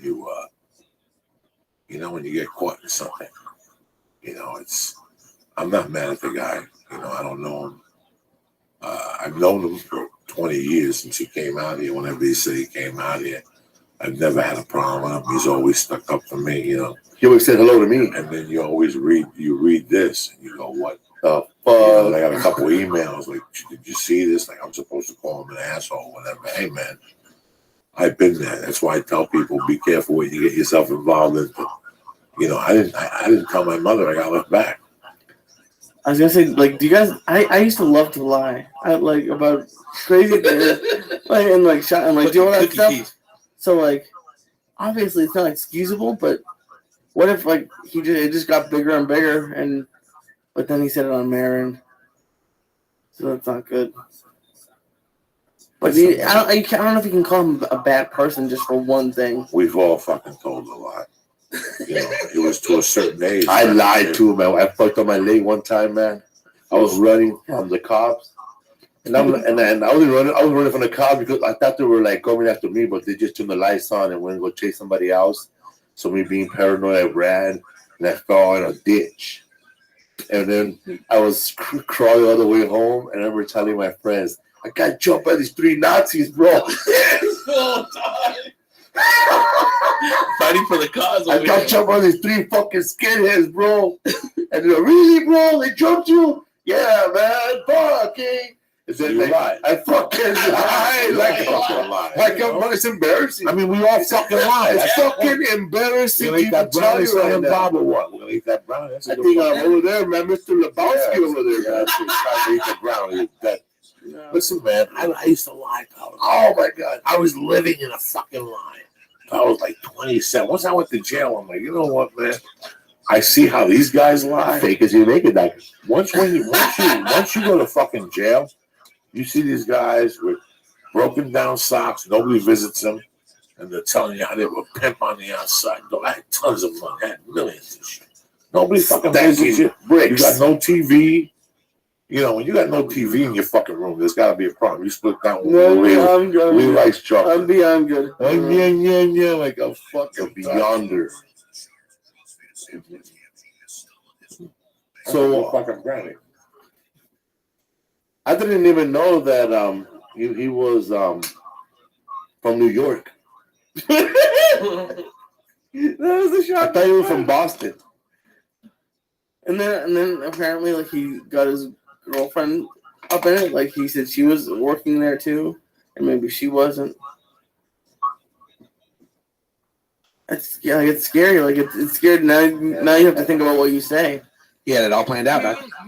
Because he had like his career. Like, he just got that Buffalo Wild Wings thing, and again, his new special's coming out. It's sad. You think he really likes Buffalo hot wings? How could he not? Buffalo Wild Wings. I'll take his job. And who put that fool on blast? Who let everybody know that fool lied, or how did It's just something about the New York Times. Something about they confronted them or something. They checked the fucking fact. You know, it's funny because about 11 years now, about 15 years ago, I was in a little misunderstanding with my ex-wife. And one day we were talking about something, and she goes, you know, I read your resume, by the way. You're lying. You weren't born in Cuba. You were born in New York City. I read your birth certificate. I go, which one did you read? Yeah. It was a black and white one that nobody ever read. But I lost that just from being a kid in the wallet. That one had a Cuba on it, the whole thing. When I got the redone, it says New York City. One of the reasons why I'm scared, I know I won't get a passport, is because it's going to open up a bag of worms. They're not going to find me in there. My wife is a Gentile. Okay? All you got to do is open my wife's brain up without weed, and you're done. She went on Ancestry.com. I don't have an ancestor on that motherfucker. Do you understand me? There ain't nothing. Like, none of my people came to fucking... It was lost. They were probably lost during 9/11. The record. Listen, dog. There ain't a fucking record. There ain't a fucking record. It was lost in that lie. But my uncle's in there. My uncle's in there from Glendale. My Somebody else twig on that branch. Yeah, no. It's Not even fucking stop. amazing. A little Not even late. fucking stop. It's fucking amazing, bro. It's fucking really amazing that. So I know that, you know, but that's the only thing somebody could jam me up on. They say, well, your birth certificate This says guy's you were actually born in New York. Albanian. He's not really fucking Cuban. And then I'm gonna have a Little Joe fucking Deal is really problem. Albanian. And then I'm gonna have a problem because I'm gonna have a fucking can of fucking worms. Do people accuse you of lying a lot? Oh, all the time. Fucking lying Why cocksucker. wouldn't they? Why wouldn't they? But, you know, I have a friend of mine that listens to this show. I have a friend. They call you on that shit. How I don't have they? I have a friend Old of school mine. friends who listen. No, I have a friend of mine that I bumped into in Texas. And about 2 years, and then about a year ago, he hit me up with an email that he goes, do me a favor and say hello to my son. Because he doesn't believe like Rabbi. Because he used to tell him these type of stories, and the son would go, Dad, stop it. So one day, the kid went up to him and said, you know this Joey Diaz guy? He's saying this shit. He goes, yeah, I grew up with the guy. He goes, say hello to him, let him know we're friends. Now the kid believes his father. But for years, let me tell you something, for years, I didn't say any of these stories, not because I didn't want to say it. It was because I didn't think nobody would believe him. And I also believed that everybody else lived like that. I thought that everybody broke windows when they were kids. Everybody had a fun fucking life. It's not till I went to Colorado that I would talk to people and I would tell them shit and they would just look at me, dog. And I'd say, I'm never telling that story again because obviously you can't tell that type of shit. People don't understand that in the rest of the country. It wasn't until this podcast shit. But I said, fuck it, I gotta let this stuff go. I can't live with this stuff. This stuff's hilarious, mugging a hooker. Nobody's ever mugged a hooker and taken it back to Jersey. And those kids are still alive. And they come to my fucking shows. The kid that drove that night still comes to all the shows and hugs me. And he goes, oh, my nephews love when you tell them my name and all this shit. But there's people who... Or you were telling about you and Tony Hawk hanging out when you were little. Really? Nah. His whole son said this fool. My brother Angel, lied. he's a con artist, bro. He's a liar. He would lie to my son and my little nephews one day and said that he used to hang out with Tony Hawk when he was 14 years old. They were about the same age. And then one day we're having a conversation and my son jumps into the conversation. My dad was Tony Hawk. And he goes, oh, I do? And I said, nah, man, your Uncle Angel's a liar. I was like, you never told me that, fool. And he got all fucking shy. Yeah, man, he was all embarrassed. I never understood. Listen, okay. Lie. Me and Lee go out. Okay, we buy a gram of blood. We bump into two ugly fat chicks. They suck our dick. We piss on them. We take them to a hotel. In what order is this Don't worry happening? about it. We take them to a hotel. Lee's definitely We gonna fuck lie up. and say they were We hot. wake up the next day. They throw us out of the hotel. We don't have enough money to pay for the hotel. That's the story. Me and Lee go giggle. When you bump into me 2 years from now, He's talking about the trash as a bin. joke, we're comedians. What do we say? We went out. We had an 8-ball. We bumped into 2 of the hottest chicks. That's how you did. We come back to a Holiday Inn. Oh, You know what, Rodrigo? Rodrigo? If you tell me that, or Felipe, that's okay. That's okay, dog. You know, what kind of lie? You did get your dick sucked. You know, whether you were pretty is for the judge or whatever. Sometimes you pick up an ugly chick, you know, whatever. But things are happening in your life, whatever. But for me I used to have I had 2 situations in my life. I used to have a friend that owned a deli. That dog, I could go up to him the next morning. He'd be like, I went out with Felipe last night, but we partied out till 6 in the morning with Richard Gere. And oh my God, and Lee Sayat was there. And oh my God, it was fucking amazing. And then a week later, I bumped into Felipe. I go, what's up, dog? Dog, what happened that night? You went out with fucking Silent Bob. You said you were till 6 Silent Bob. I haven't seen Silent Bob in a year. I had one of those motherfuckers.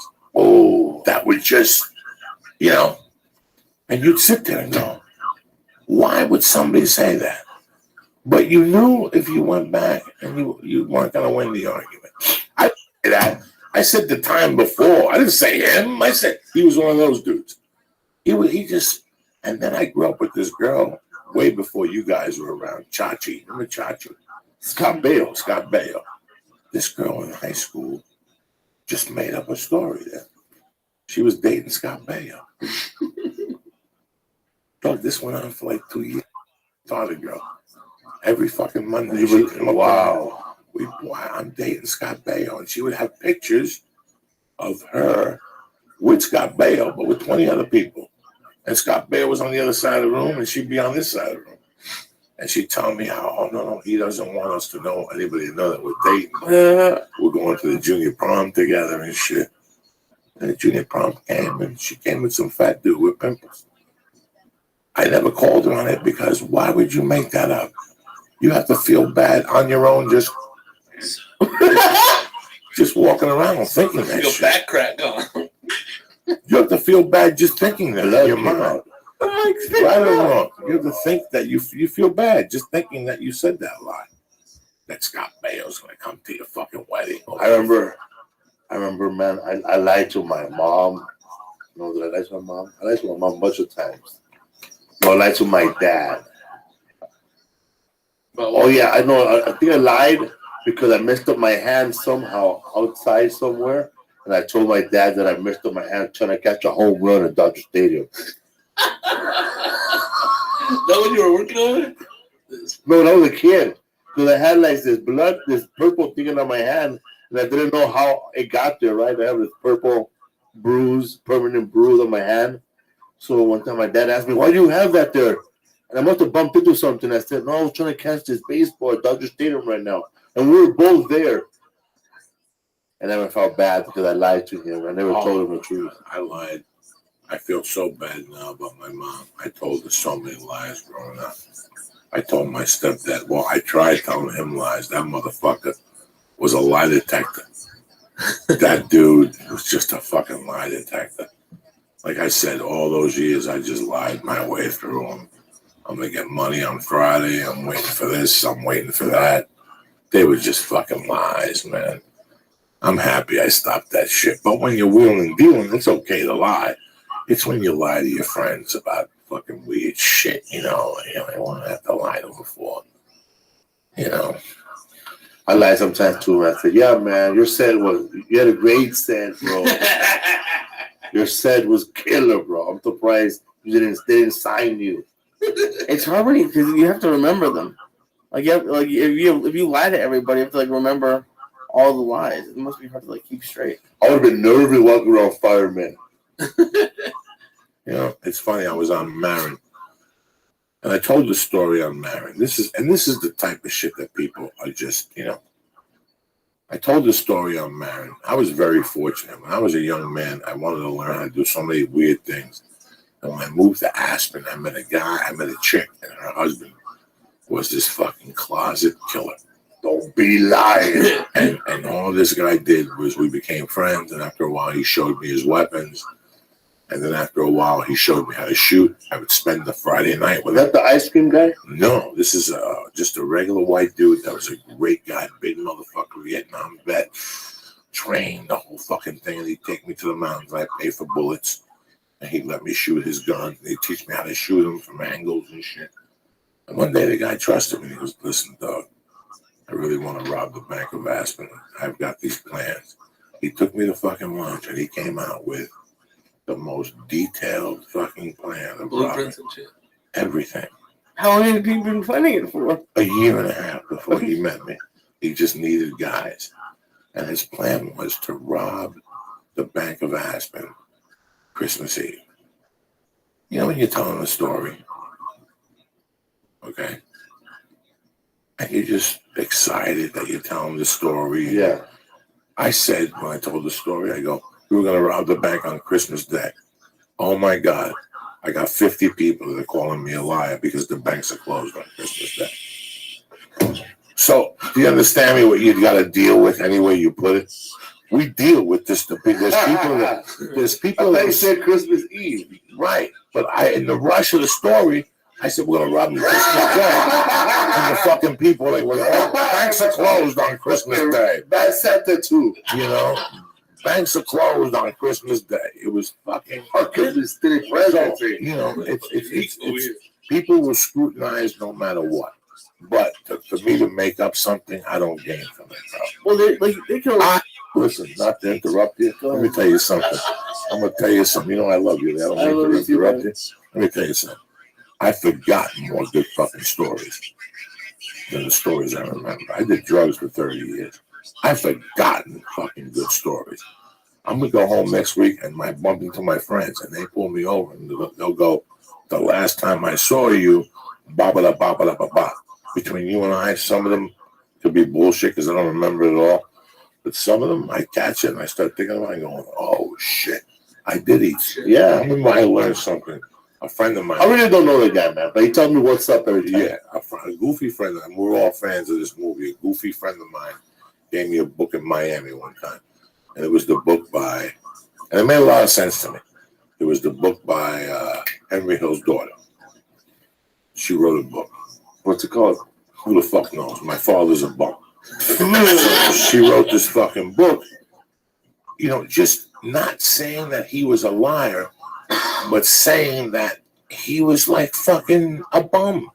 He was high. How does he almost cause a lot of problems? Because she's like, how does he, you know, remember half this shit if he was high? And she told her side of the story.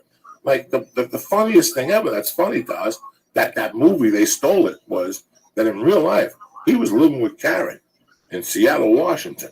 And one day he went and did something, met some chick, married her, and brought her back to Seattle, Washington to Renton and lived with Karen and his new wife. And when Karen asked him, are you fucking crazy? He goes, no, don't worry about it. I married him my other name. That's the line that Steve Martin had and when he calls the detective in the fucking room. He goes, I'm in Vegas. Say hello to my wife. Yeah. And he goes, you're not supposed to fucking get married. He goes, don't worry, I married under my new wife. Henry Hill really did that. He really married a chick and brought her home and said, listen, I'm married to you as Henry Hill. I'm married to her as Mario Andretti. That's how fucking crazy this guy was. So she goes, if this is how crazy he was, you're really going to believe his story. You know? It's like when you do coke. I love doing coke. But you know what the fucking hardest thing about doing coke was? 4 a.m. If you did coke with somebody who wasn't going to suck your dick, that means they're going to tell you their story. And that's our signature. We all have, every hooker has a fucking story. We're all fucking hookers. And we all translate it from our point of view. You know what I'm saying? Somebody else might tell my story and tell how dirty and a disgusting fucking human being I was, which is fucking true. You know, I'm telling you, I always tell people, you have no fucking idea, but they're like, no, we like you, Joey, okay. But it's just weird because we tell them, I remember getting high with people and they break down at 4 a.m. and tell me how their parents molested them and shit. You know, and how they dealt That with it. buzzkill. Oh my God, tremendous buzzkill. Remember that from Tampa, dog? Joey? Oh my God, They worked at the Improv. we're getting high with some guy in Tampa. He worked for the Improv, but he don't work there no more. Some fat kid who looked like Canelo the boxer, you know, but if he was like 500 pounds. And we're smoking weed with this guy, and then his friend shows up, you know, his other friend, and he starts telling us that his other friend that's not there raped his little sister. And I'm like, damn. And I gotta tell you something. I love you to death. I know you for 20 years, so I tell you this with all due respect. You're a lunatic magnet. If they're lunatics, you attract them. There's lunatic Every city. And you encourage these fucking lunatics. They're lunatic.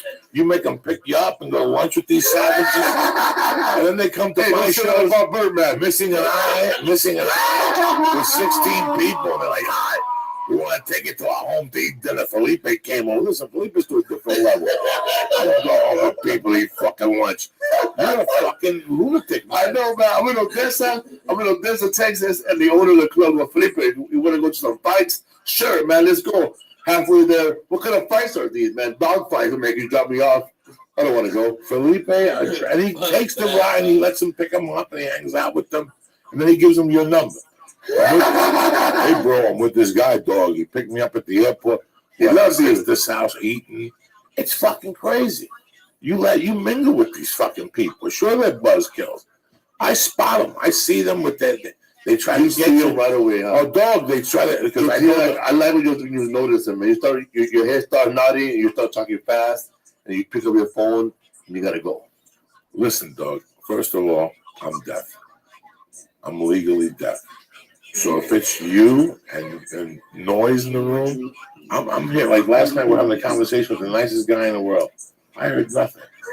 I was looking at you. You're over there bowing, turning red in the face from how high you are. It's a talent he has. I don't hear nothing.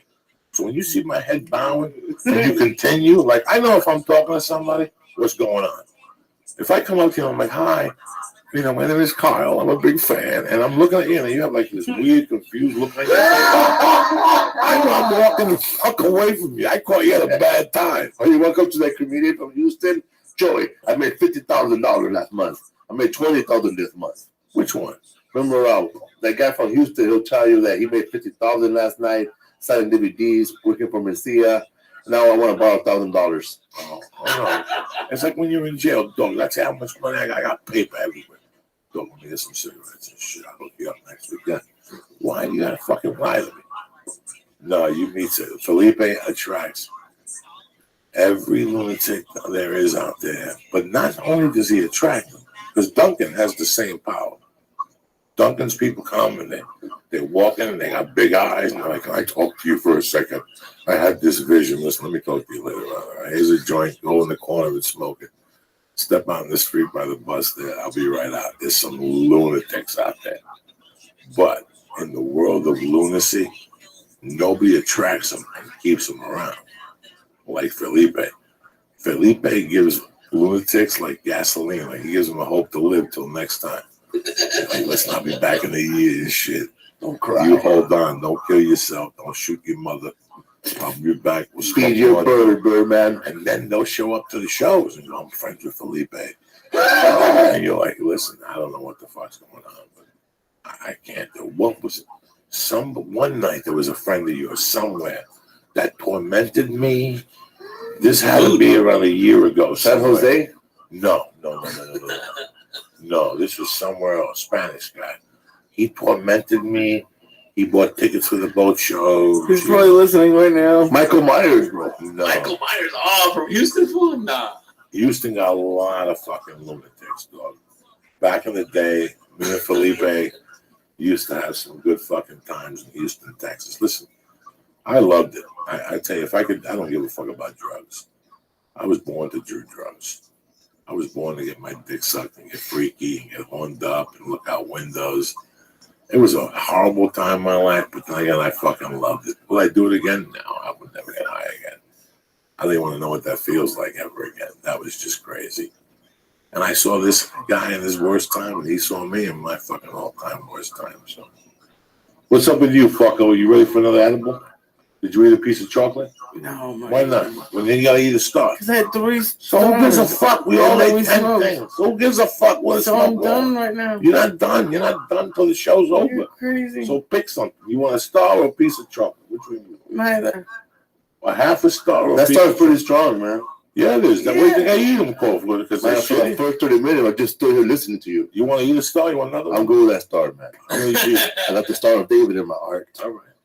So you gotta eat this shit. It's Wednesday night. It's Mexican Independence. How dare your girlfriend's Mexican, correct? Yes. And how dare you sit down and bump on a lot? You gonna pick her up after this? No. What? What is wrong with you? Because she lives with her mother and I'm high as fuck. So What do I gives a do? fuck? You beat the horn till it comes down. Send the You mother never out. seen West Side Story? Go over there and beat the fucking horn. And do what? Tell her, come over. Let's go back to my house and celebrate Mexican Independence. With me being this high. Who gives a fuck? Give her 2 stars and make it catch up.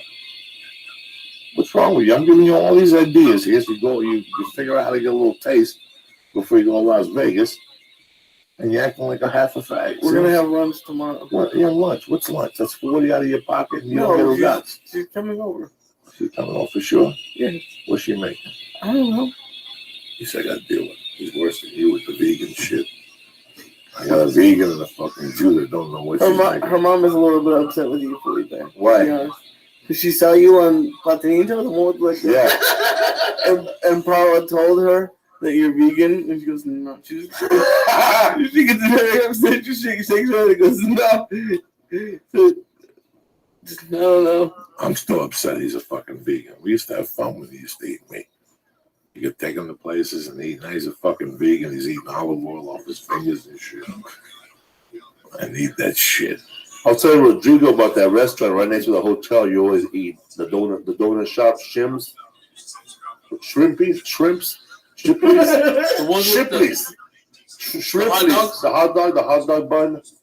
Yeah, like a hot Houston by the freeway. Shripley's. Across the street from the old It's Houston. like a croissant hot dog. No, I never fuck with that You shit. did, man. I like Shipley's. No. It's in Houston. Hold on. It's a donut shop. Hold Like on. a breakfast sausage wrapped in a hot Confusing dog. me. What are you confusing me for? Look it up. There's a certain name for that, but they have them in a lot of places. I forget what the paoli's, something like that. The sausage and the thing. I used to go by the Lab Stop up the corner by the old Houston Lab Stop. They used to make the best jalapeno ones. Oh my god! It was all crunchy. I used to get a dozen of those fucking things with 2 cans of Coke.